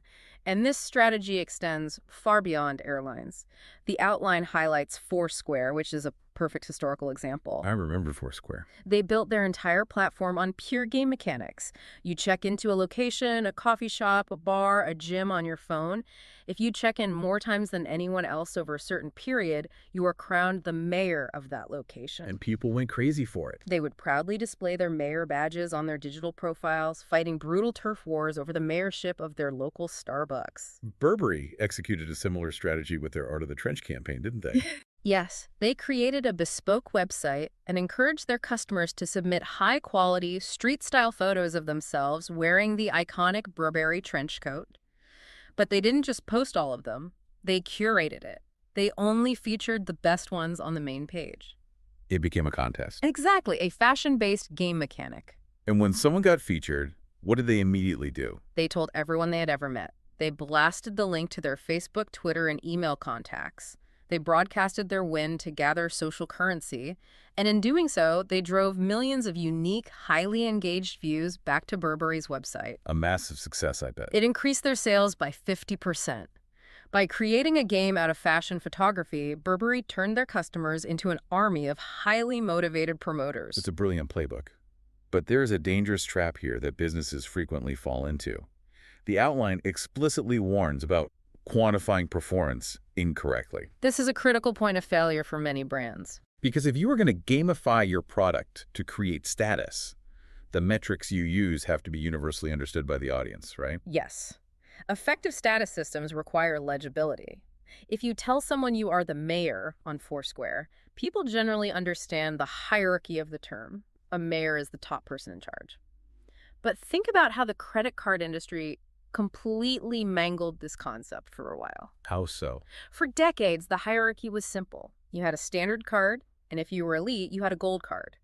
Everyone in society understood that gold meant high status. But then the banks got greedy and started offering gold cards to everybody to make them feel special. Precisely. The inflation of the status currency ruined its value. So to give the truly elite customers a new tier, they introduced the platinum card. But then platinum became too common, so they introduced sapphire, then diamond, then black cards, then titanium. It turned into a geological mess. If someone pulls out a sapphire card at dinner, is that better than a platinum card? Is titanium better than diamond? I have absolutely no idea what the hierarchy is anymore. When you create a bewildering mix of precious metals and gems, you create consumer confusion. Remember, the entire point of a game mechanic is interpersonal social comparison. If people don't know how well they're doing. And more importantly, if their friends don't know what the badge means, it completely fails to provide any social currency. A status symbol only functions if the audience watching understands the hierarchy. So the practical takeaway here for the listener is clear. Gamify your product, but keep the rules simple. Don't just rely on having a good product or a good service. Create clear, highly visible, easily understood metrics, leaderboards, or badges that allow your users to track their progress. Let them proudly display their achievements to the world, because when they show off their badge to gain status, they are showing off your brand to gain you customers. Which brings us seamlessly to our final key idea for this deep dive, the velvet rope. This is about making people feel like insiders through scarcity and exclusivity. Let's get into it. We just discussed how game mechanics create status. Through achievement, you have to fly the miles or take the great photo or check in the most times. The velvet rope creates status through mere access. This brings us right back to our opening hook, the please don't tell bar. You don't have to win a contest to get in. You just have to know the secret phone number. You get status without the elbow grease. It is the shortcut to social currency. Let's look at the story of Ben Fishman to see how this applies to digital commerce. Who is Ben Fishman? Fishman was the CEO of a company called smartbargains.com. It was a standard, functional discount shopping website. They sold apparel, bedding, home decor, all at clearance prices. Sounds pretty normal. Anyone could go to the site, browse the catalog, and buy things. It did okay, but it wasn't a cultural phenomenon. It was just a store. Then he makes a massive pivot and launches Rue La La. Rue La La essentially sold the exact same type of discounted merchandise as Smart Bargains. But Fishman fundamentally changed the psychological model of how the customer interacted with the store. What does he do? He turned it into a flash sale site. The deals were no longer available 204/7. They were only available for 24 hours, and the inventory was severely limited. Some items sold out in 30 minutes. Wow, that's fast. That is the implementation of scarcity, restricting the amount or the time available to purchase. But he didn't stop at just limiting the time. He added another layer of friction. He added exclusivity. You couldn't just type in the Rue La La URL, create an account, and start shopping. The site was strictly invitation only. You had to be invited by an existing member to even see what was on sale. Okay, I have to play the skeptic again here. You are telling me that making a product significantly harder to buy actually makes people want to buy it more. Doesn't that violate every basic rule of business optimization? It sounds like it does, yeah. We are taught that you want to make the transaction as frictionless as possible. You want the customer to click buy with one click and be done with it. Yeah. Why add hurdles? Because it creates a profound psychological paradox. Friction creates value. Friction creates value. The velvet rope effect makes the customer feel like they won something just by getting their foot in the door. The human brain uses heuristics, mental shortcuts, to navigate the world. One of our strongest heuristics is the automatic inference of value based on availability. If something is difficult to obtain, our brains automatically assume it must be worth the effort. If there's a 2-hour line outside a nightclub, we assume the club must be incredible, even if we have no idea what the music is like. The line is the marketing. When people get access to something restricted, whether it is a secret underground bar, an invite-only website, or a limited edition sneaker drop, it makes them feel special. It elevates their status. It makes them an insider. Exclusivity isn't just about wealth, it's about insider knowledge. And possessing insider knowledge is massive social currency. When you get past the velvet rope, you are compelled to tell others because broadcasting your access proves your elite status. This perfectly explains the psychology behind the Disney Vault. Oh, absolutely. For years, before streaming existed, Disney would release beloved animated classics like Snow White or Pinocchio on VHS or DVD, but they wouldn't just leave them on the shelves. After a certain period, they would pull the titles completely off the market and lock them in the Disney Vault. They literally could not buy them anywhere. Right. They artificially restricted their own supply to drive urgency. When they finally announced they were opening the vault for a limited time, parents rushed to buy them because the scarcity created a panic of desirability. And what's fascinating here is this mechanism works even when the product itself is objectively low quality. Really? The outline mentions one of the most famous examples of artificial scarcity in modern history, the McDonald's McRib. Oh, the McRib. I love this example because it highlights how absurd human behavior can be. The McRib is an incredible study in behavioral economics. It is a fast food sandwich made of formed pork shoulder, tripe, heart, and stomach meat, molded to vaguely resemble a rack of ribs. Objectively speaking, it is not hot cuisine. No, it is not. When McDonald's initially launched it as a permanent menu item, sales were incredibly weak. They actually pulled it from the menu because it was underperforming. But then they realized the power of the velvet rope. They brought it back, but only occasionally, for limited times, and only in certain regional markets. They created artificial scarcity. And suddenly, a sandwich made of stomach meat became a highly desirable cult classic phenomenon. People literally track it online. There are McRib locator websites and maps because people want the social currency of being the one who found the elusive sandwich and told their friends. The friction of finding it is the entire appeal. It's brilliant. It really is. But there is a massive caveat to all of this that we must address, which the outline calls the motivation caveat. We've established that people are highly motivated by social currency to share things. But what happens if a business tries to hack this system by simply paying people to share? This brings us to a crucial concept in behavioral economics, motivation crowding theory. Motivation crowding theory. It explores the tension between intrinsic motivation, doing something because you genuinely want to, for social or personal reasons, and extrinsic motivation, doing something because you're being paid. Can you give an example? The outline uses the example of fantasy football to illustrate this perfectly. Millions of people play fantasy football every year. They spend countless hours doing complex data analysis, reading injury reports, managing their rosters, and debating trades. It's a huge time commitment. And they do all of this arduous work for free. In fact, many of them pay league fees just for the privilege of playing. They are driven by the intrinsic motivation we talked about earlier. The game mechanics, the status hierarchy, the bragging rights over their friends. They are playing for social currency. Now imagine if the platform suddenly changed the rules and offered to pay each player a meager $5 a week to manage their team. What happens to the engagement? Intuitively, you'd think they would be thrilled. They get to do what they love, and they get paid for it. But psychology shows us the exact opposite happens. Introducing small monetary incentives almost always crowds out intrinsic motivation. It ruins the game. Why? Because suddenly the player isn't a passionate fan competing for glory. They are a low-wage worker doing data entry for $5 a week. The introduction of money shifts the context from social norms to market norms. And this applies directly to word-of-mouth marketing. If a business offers to pay me a $10 referral credit to post about their product on my social media, it destroys the social currency of the post. It completely bankrupts the social capital. Because if you post it for free, you look like a cool insider who discovers great things and shares them with your tribe. You gain status. But the moment your friends know you were paid $10 to post it, the social value evaporates. You just look like a cheap shill. You sold your reputation for $10. Unless you're offering someone a gold Lamborghini to talk about your product, small monetary incentives will actively backfire. People are incredibly eager to talk about things they like for free purely because it makes them look good. The moment you introduce a transaction, you kill the magic. So rely on social incentives, not monetary ones, to get people talking. Let the desire for status do the heavy lifting for your marketing. So what does this all mean? We've covered a massive amount of ground today. Let's pull all of this together and synthesize it for the listener. Let's do it. We started inside a secret phone booth in the East Village. We analyzed the dopamine hits on an fMRI brain scan. We watched a blender pulverize glass marbles. We explored the irrationality of the Harvard salary study. And we debated the bizarre cult of the McRib. A very busy deep dive. But all of these disparate stories point to one clear, unifying, and memorable insight. The soul of this chapter is a fundamental structural shift in how you must view your audience. People do not share your product, your idea, or your content because they want to help your business succeed.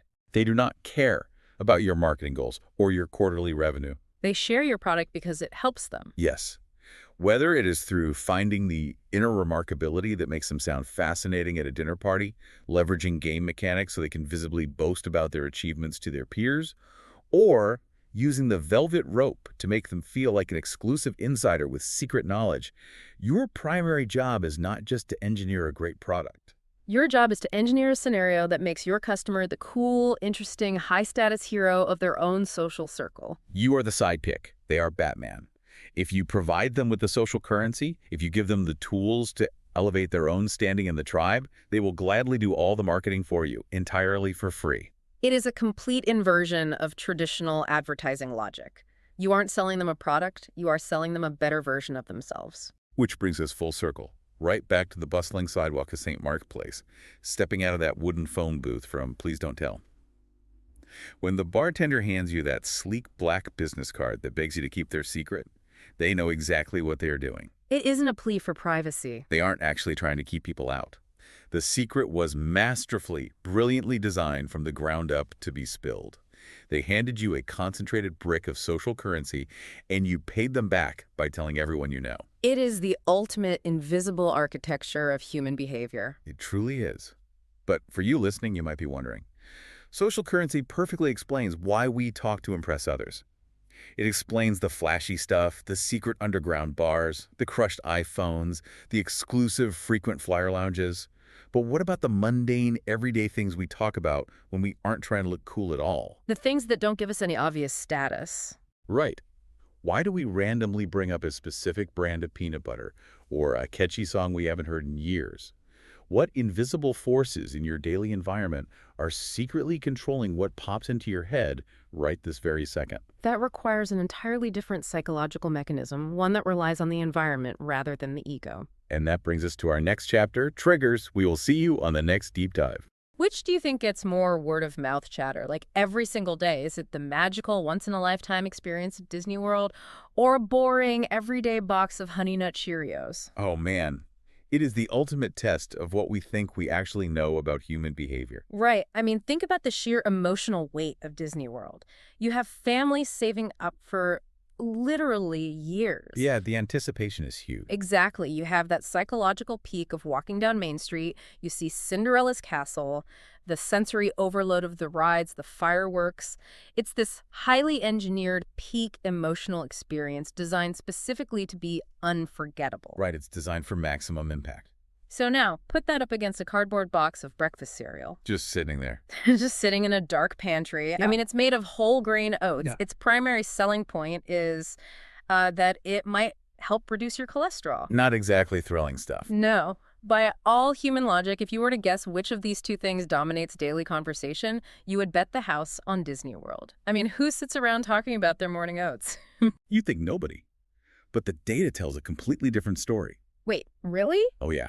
Cheerios wins the word-of-mouth war by an absolute landslide. That is just wild to me. It really is. It completely shatters the fundamental assumption most of us have about marketing, buzz, and why ideas actually spread. So our mission for this deep dive is to explore this concept of triggers. Okay, triggers. What exactly does that mean here? Well, they are the hidden environmental cues that prompt people to think and talk about certain things.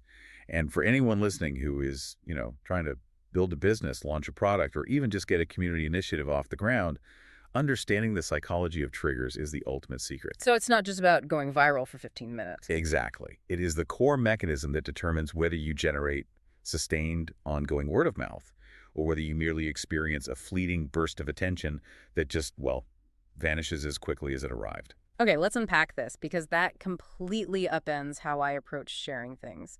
Like, if I am trying to build social capital at a dinner party, I am telling people about an incredible underground restaurant I found, right? Right. Or a cool trip you took. Or a mind-bending documentary I just watched. I am actively trying to curate this interesting persona for myself. I am definitely not bringing up my preferred brand of dish soap or my morning cereal. Yeah, that'd be a pretty weird dinner party conversation. It really would. So there has to be some structural reason why Cheerios is functionally beating Mickey Mouse in the cultural conversation. And to get to the bottom of that, we really have to look at the methodology used to track how people actually talk in the real world. We are pulling from a massive study that utilized data from a word-of-mouth marketing firm called BizAgent. BizAgent, Oh. okay. And why is their data so important here? Well, the reason BizAgent's data is so critical is because measuring natural conversation is notoriously difficult. I mean, traditional focus groups fail miserably at this. Because of the environment. Exactly. The moment you put people in a sterile room behind a two-way mirror and ask them what they talk about, they alter their behavior. Oh, right. They want to sound smart. Exactly. They give you the aspirational version of themselves. They talk about foreign films and macroeconomic policy, not, laundry detergent. Yeah, it's the Hawthorne effect, right? People act differently when they know they're being observed. So how does this firm, BizAgent, bypass that to get to the raw, unvarnished truth of our daily chatter? So BizAgent was founded by Dave Balter, and he operated on the premise that genuine enthusiasm cannot be faked, and it can't be bought. Okay. He built a network of hundreds of thousands of everyday consumers across the country. And the kicker is, these agents are entirely unpaid. Wait, unpaid? Why would anyone do that? They volunteer simply because they enjoy experiencing new products early. It could be anything from novels to cleaning supplies to new food items. BizAgent sends them the product, and then the agents just live their normal lives. So they aren't forced to talk about it? Not at all.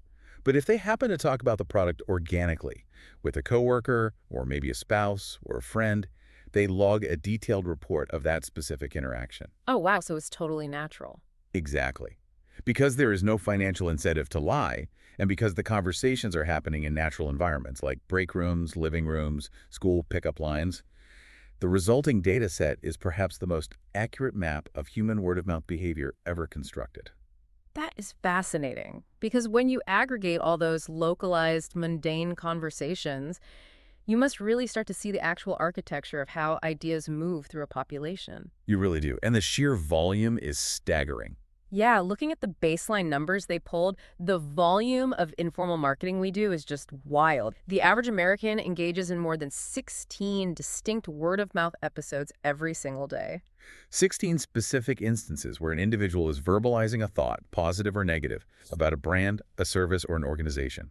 That's practically once every waking hour. Yeah, and when you extrapolate that across the entire population, American consumers are dropping brand names into their conversations over 3 billion times a day. 3 billion daily mentions. I mean, it makes the entire concept of traditional billboard or television advertising look like a drop in the bucket. It really does.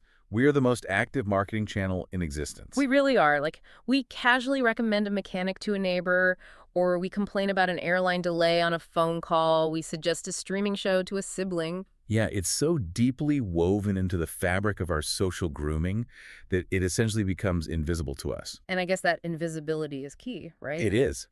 Because we don't realize we're doing it, we assume we only talk about things that are highly remarkable. Yeah. And that leads to the great myth that the BizAgent data was actually used to test. Okay, what was the myth?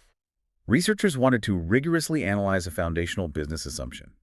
The idea that, quote, interesting products get talked about more than boring ones. Which on its face seems like basic common sense. I mean, novelty commands attention. You'd certainly think so. Yeah, if I see a car driving down the street that looks like a spaceship, I am pointing it out. If I see a standard gray sedan, my brain just filters it out.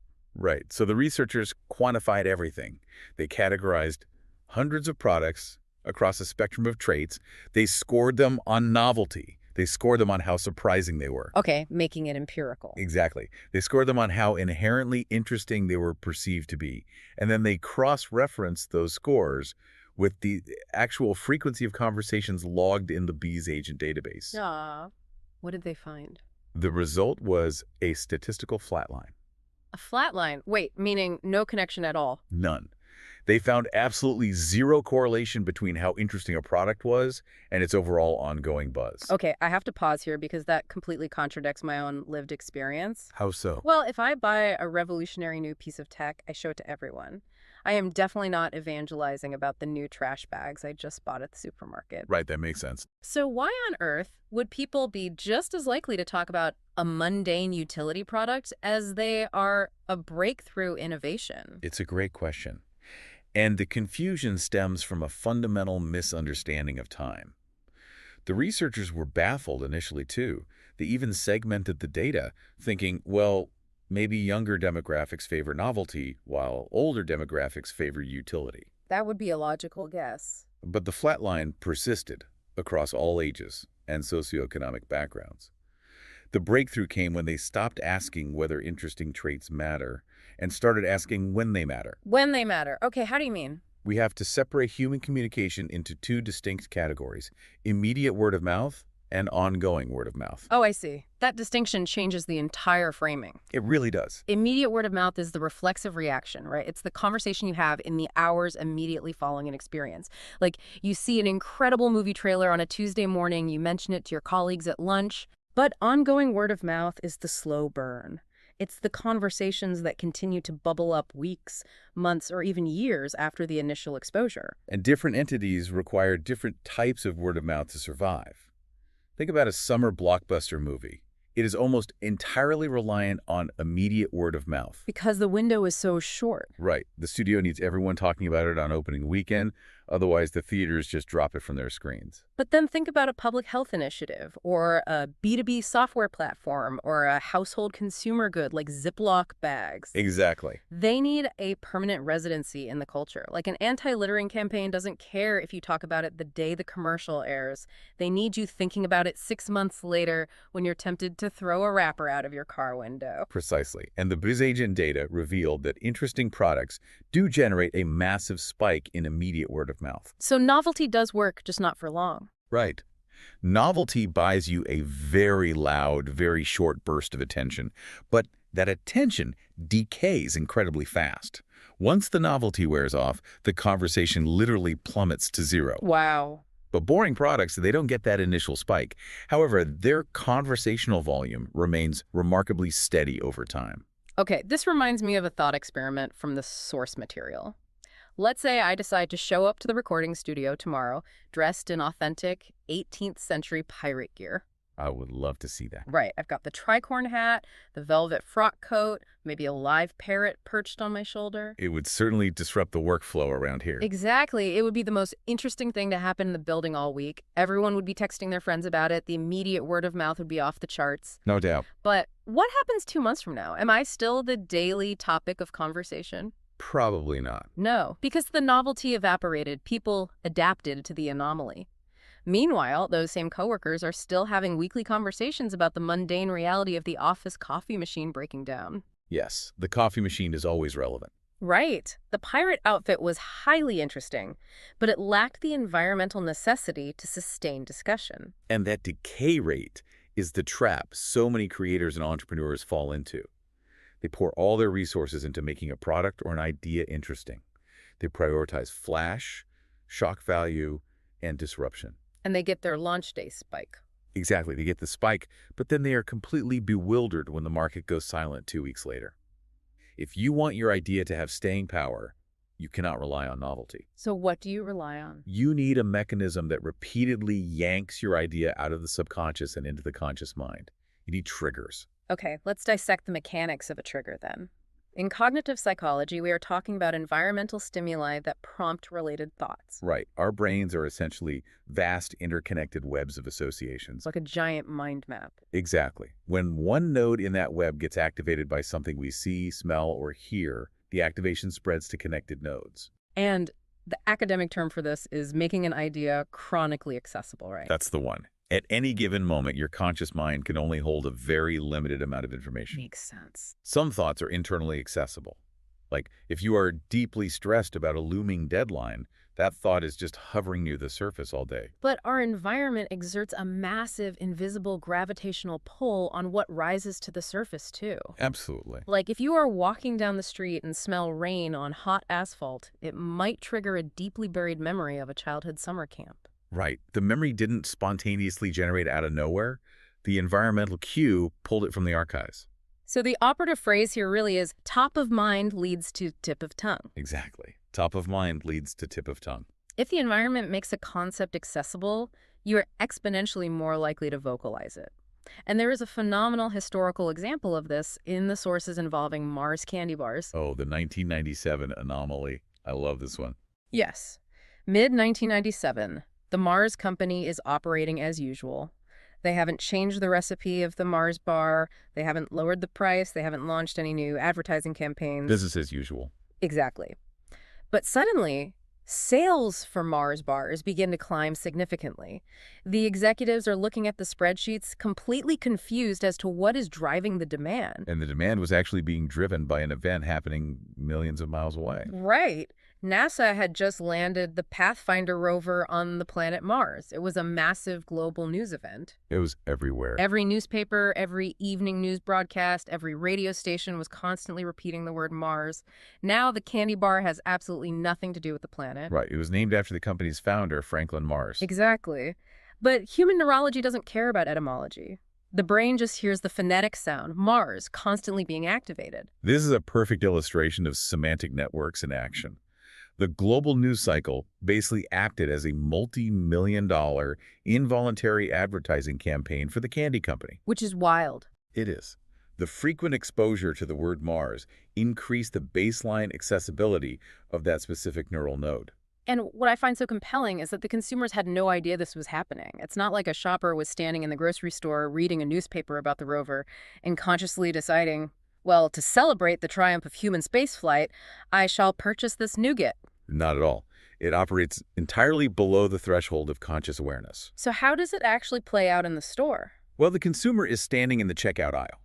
They are likely experiencing decision fatigue from shopping.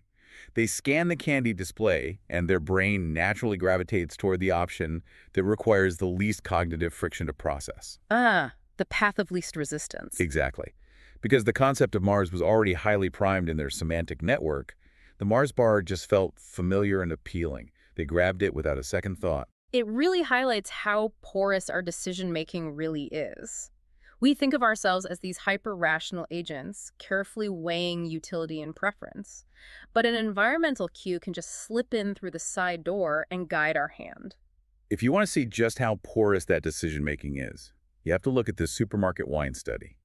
This was conducted by researchers Adrian North, David Hargreaves, and Jennifer McKendrick. Oh, this is the ultimate test of environmental priming. It really is. They wanted to test if they could actively manipulate purchasing behavior using subtle atmospheric triggers. Okay, so set the scene. How did they do it? They arranged a display of wine in a supermarket. The selection was evenly split. Half the bottles were French wine and half were German wine. Same price, same display? Yep, completely balanced. Yeah. The independent variable they manipulated was the background music playing specifically in that aisle. Just the music. Just the music. On certain days, they piped in traditional French music, think accordion-heavy Parisian cafe-style music.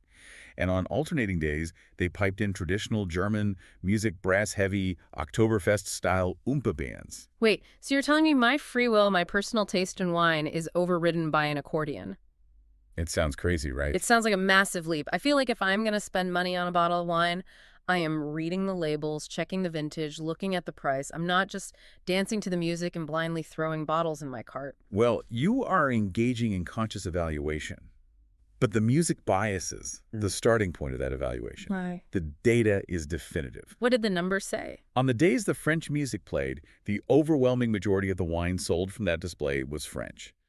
On the days the German music played, the sales heavily skewed toward the German wine. That is insane. The atmospheric auditory cue activated the geographic and cultural nodes in the shopper's brains.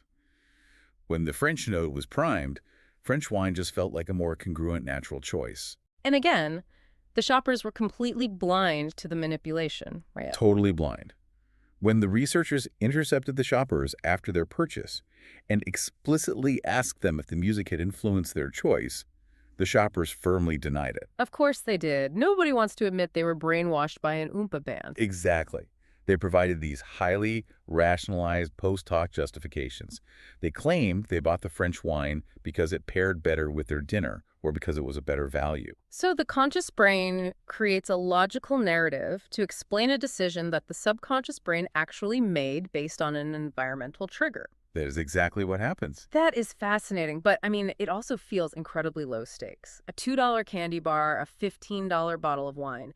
These are impulse purchases made in a state of mild distraction. True. If we're talking about human behavior on a macro scale, does this concept of environmental triggers actually hold up under the weight of serious, deliberate, high-stakes decisions? It absolutely does. And there is a study involving voting behavior in Arizona that isolates this exact phenomenon. Voting. Now that is high stakes. Voting is the quintessential high-stakes, deliberate action. We view the voting booth as a sanctuary of rational thought. Voters study the issues, they weigh their political philosophies, and they make a calculated choice. Right. The hypothesis that an environmental trigger could sway a democratic election seems almost absurd. It does, but let's look at the facts. So let's set the scene for how the researchers tested this. Okay. So in the United States, polling locations are usually decentralized into whatever large public buildings are available in a given precinct, right? Yes. You might be assigned to vote at a local church, a municipal firehouse, a community center, or a public school. And while the ballot inside the booth is identical, the physical environment surrounding the voter is vastly different. Like a church is filled with theological architecture and religious iconography. Right. And a firehouse is filled with emergency equipment. And a school is filled with lockers, children's artwork on the walls, chalkboards, and small desks. So in the year 2000, Arizona held a general election that featured a highly contested ballot initiative. This was the education one, right? Yes. The proposition was to raise the state sales tax from 5% to 5.6%, with the explicit mandate that the generated revenue would go directly to funding public education. Okay, so it's a tax hike for schools. Exactly. Now, the researchers analyzed the precinct-level voting data, carefully controlling for neighborhood demographics, socioeconomic status, and historical political leanings. Right, to make sure they're comparing apples to apples. Exactly. They isolated the physical location of the polling place as the key variable. And what did they find? They found that voters who physically cast their ballots inside a school building were statistically significantly more likely to vote in favor of the school funding initiative than voters who cast their ballots at a church or a firehouse. Wow. So the physical environment of the school, literally the smell of the floor wax, the sight of the lockers, acted as a massive environmental trigger. It did. It activated the neural nodes associated with children, community future, and education. It made the concept of schooling highly accessible, which subtly tipped the scales of their political decision-making. And this was not just a marginal academic rounding error. Not at all. The researchers calculated that the environmental trigger of the school building increased support for the initiative by a margin large enough to swing the election by 10,000 votes. 10,000 votes. In the context of a tight statewide race, 10,000 votes is an earthquake. It alters public policy. It changes tax law. It proves that context is everything. The implication there is almost staggering. You can have the most articulate, logically sound argument for your product or your policy. But if the environment the person is standing in doesn't trigger the supporting neural architecture, your argument is fighting an uphill battle against the subconscious. Exactly. You cannot rely on people to spontaneously remember you in a vacuum. Human memory is entirely contextual. So, if we accept that our environment acts as this invisible puppet master, the next logical step for anyone trying to build a brand or spread an idea is to stop being the puppet and start pulling the strings. Yes, you have to become the architect. How do we actively design our messaging to embed ourselves into the environmental architecture? We have to know how to engineer a functional trigger. And crafting the perfect trigger is a precise science. You can't just pick any random object in the world and decide it represents your brand. Okay, what are the rules? A successful trigger must adhere to 3 non-negotiable rules: frequency, strength, and timing. Frequency, strength, and timing. Okay, let's start with frequency, because the sources provide a brilliant contrast between two of the most famous advertising campaigns of the last 30 years. Oh, this is a great comparison. It perfectly illustrates what happens when you prioritize cleverness over frequency. The first campaign is the legendary Jayako caveman. A total cultural touchstone. The premise was brilliant. The slogan was, "So easy a caveman can do it." Everyone knew that line. Right. The commercials featured these highly articulate, modern-day Neanderthals getting deeply offended by the stereotype that they were stupid. The writing was sharp, the acting was great, it possessed massive social currency. People love discussing those ads. It even spawned a brief, albeit terrible, network television sitcom. Right. By traditional metrics of ad agency success, it was an absolute triumph. But functionally, as a behavioral tragedy, it was practically useless. Useless. Why? Because of the frequency of the cue in the real world. Let's say I watch the Geico commercial during a football game on Sunday afternoon. I laugh, I think it's clever, but I don't need car insurance on Sunday afternoon. Exactly. I go about my week. By Wednesday, when I actually sit down at my computer to research insurance rates, the memory of the commercial has faded. And more importantly, there is absolutely nothing in my daily environment that will trigger the memory. Because you don't encounter cavemen in real life. Exactly. I do not encounter cavemen on my morning commute. I do not see Neanderthals at the grocery store. The cue has zero frequency in the natural world. Now, contrast that with a campaign that was arguably much less intellectual, but geometrically more effective because it mastered the rule of frequency. Which one was that? Budweiser's WhatsApp campaign. Oh, man, it was inescapable. Truly. The commercial is just a group of friends calling each other while watching a sports game, drinking a Budweiser, and aggressively yelling "WhatsApp" into the phone in this exaggerated, drawn-out way. WhatsApp. Yes, it cascaded into this endless loop of greeting. It wasn't high art, but it became a global phenomenon. And the genius of the campaign was entirely rooted in behavioral hijacking. Behavioral hijacking? Yeah. Budweiser didn't try to invent a new behavior or introduce a foreign concept like a modern caveman. They looked at the existing cultural landscape and identified an incredibly high-frequency behavior that their target demographic was already engaging in. Young men greeting each other. Exactly. Young men greeting each other with WhatsApp was ubiquitous. So they took an existing high-volume cultural highway and just put their billboard right in the middle of it. That's a perfect way to put it.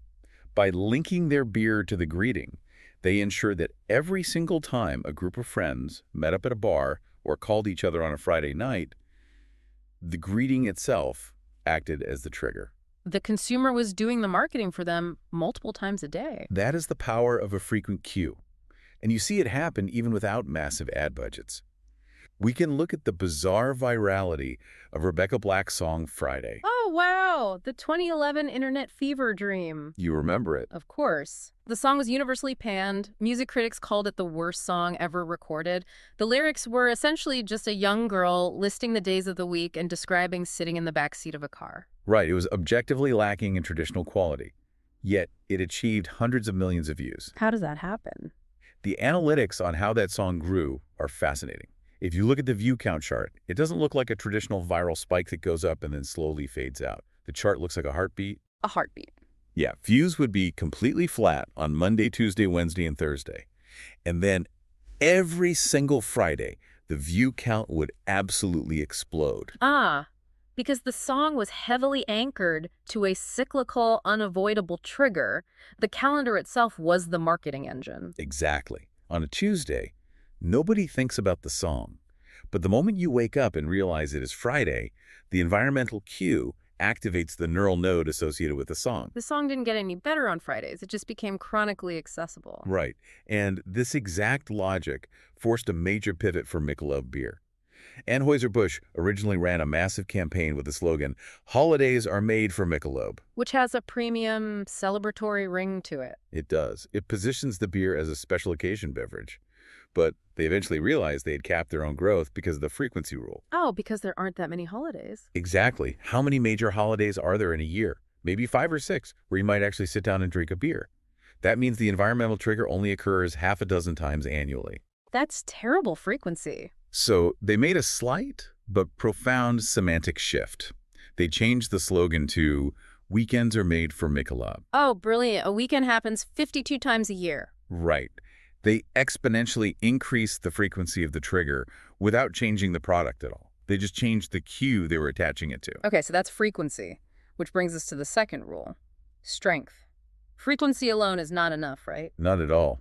You can pick a cue that happens 100 times a day, but if the association isn't strong, the trigger will fail. So let's say I want to design a trigger, and I decide I'm going to associate my new energy drink with the color red. Okay. Red is everywhere. Stoplights, apples, fire trucks, I have endless frequency. But the problem is associative interference. Explain that. Think of your brain's memory network like a massive power strip.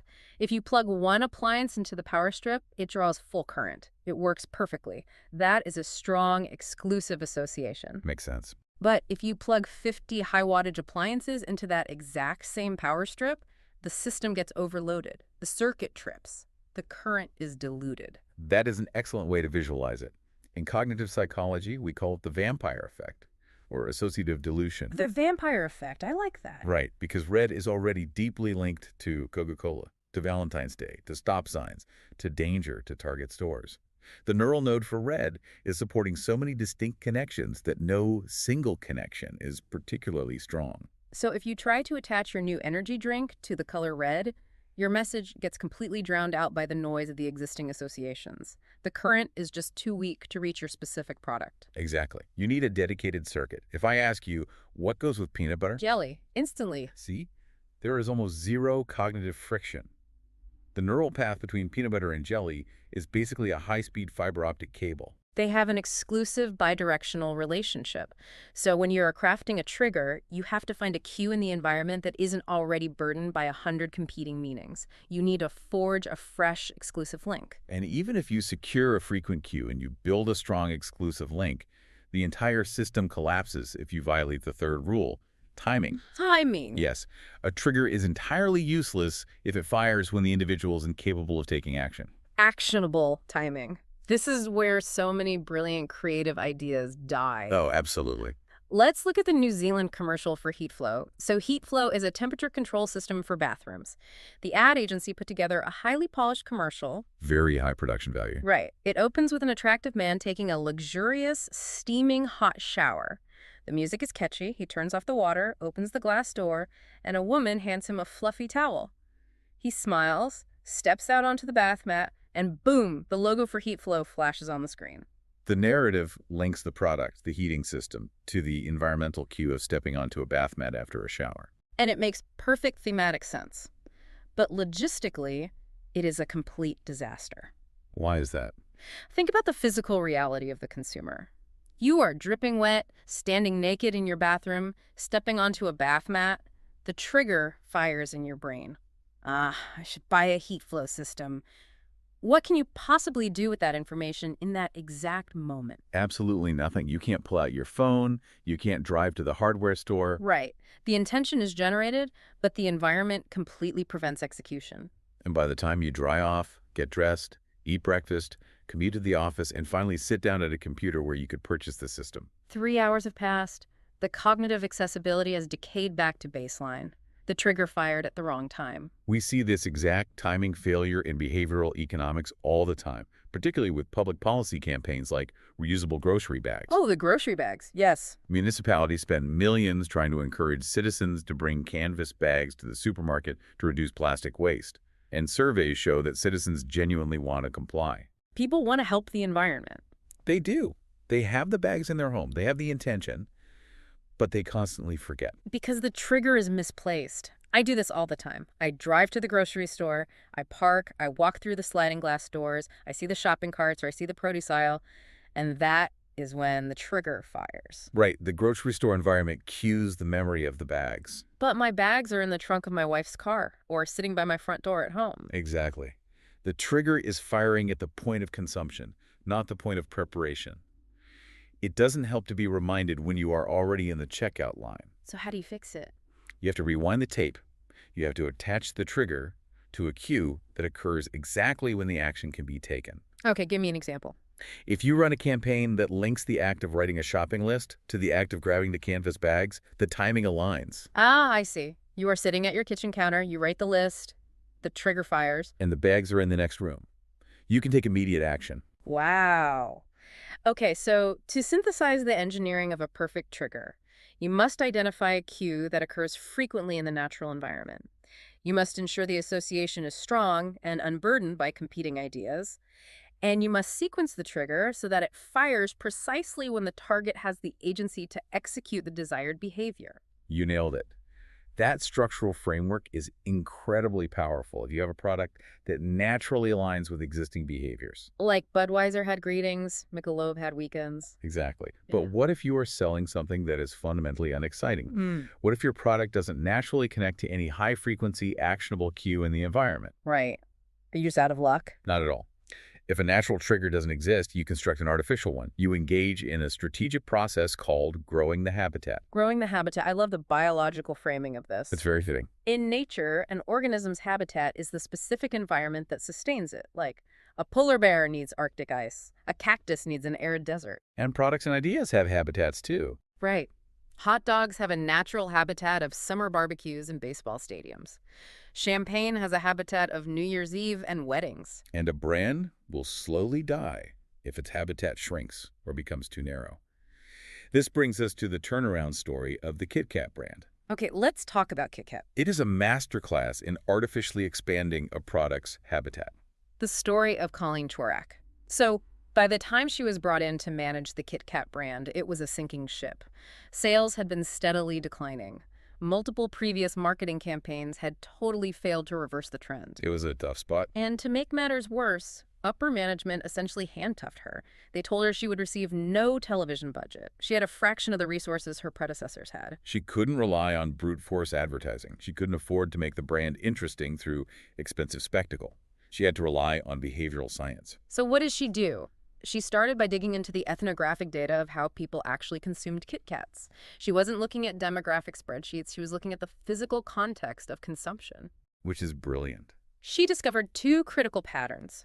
First, people generally ate Kit Kats when they were taking a break from work or chores. Second, they frequently consumed the chocolate alongside a hot beverage. She identified the remaining fragments of the product's habitat, and she realized she needed to attach the candy to a massive, highly frequent environmental trigger to grow that habitat. So she decided to aggressively pair Kit Kat with one specific hot beverage: coffee. Now, conceptually, linking chocolate to hot chocolate might make more culinary sense. They are complementary flavor profiles. But strategically, hot chocolate is a terrible trigger. Because it violates the frequency rule. Hot chocolate is seasonal. It is a winter drink. It is consumed sparingly. Coffee, on the other hand, is a daily ritual. People drink it in the morning, they drink it at the office at 10 a.m., they drink it after lunch.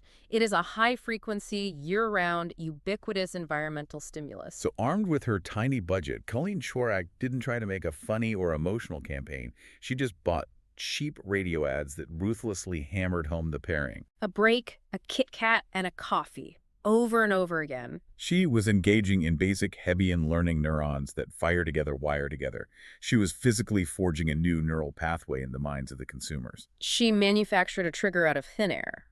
Before the campaign, coffee and Kit Kats had no exclusive link. None. But through sheer repetition of the pairing, the presence of coffee began to trigger the thought of the candy. Millions of people pouring a cup of coffee in their office break room at 3 p.m. suddenly found the idea of a Kit Kat chronically accessible. And the results were incredible. The campaign completely reversed the sales decline and pushed the brand to record profits. Boston Market pulled off the exact same psychological heist. For years, they were cemented in the consumer's mind strictly as a lunch destination. Right, their habitat was constrained to the hours of 11 a.m. to 2 p.m. So they blanketed the airwaves with a campaign built on a single pairing. Thinking about dinner, think about Boston Market. They literally forced the word dinner and their brand name into the same sentence over and over. And it worked. Word-of-mouth conversations about Boston Market increased by 20% among demographics that had previously never considered them for anything other than a quick lunch. They grew their habitat by attaching themselves to the queue of evening meals. But there is a secondary, much more aggressive strategy for manufacturing a trigger. Oh. What we just discussed, pairing with coffee or dinner, is relatively benign. You are attaching your brand to a neutral environmental habit.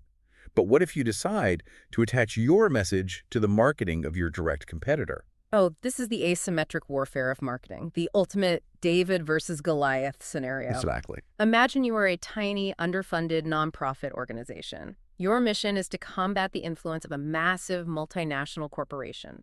The corporation spends hundreds of millions of dollars a year on high-gloss advertising.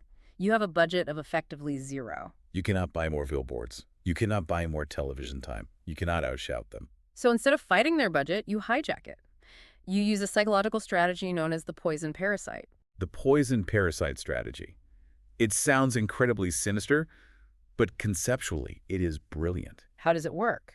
It relies on the exact same associative mechanisms we've been discussing, but weaponized.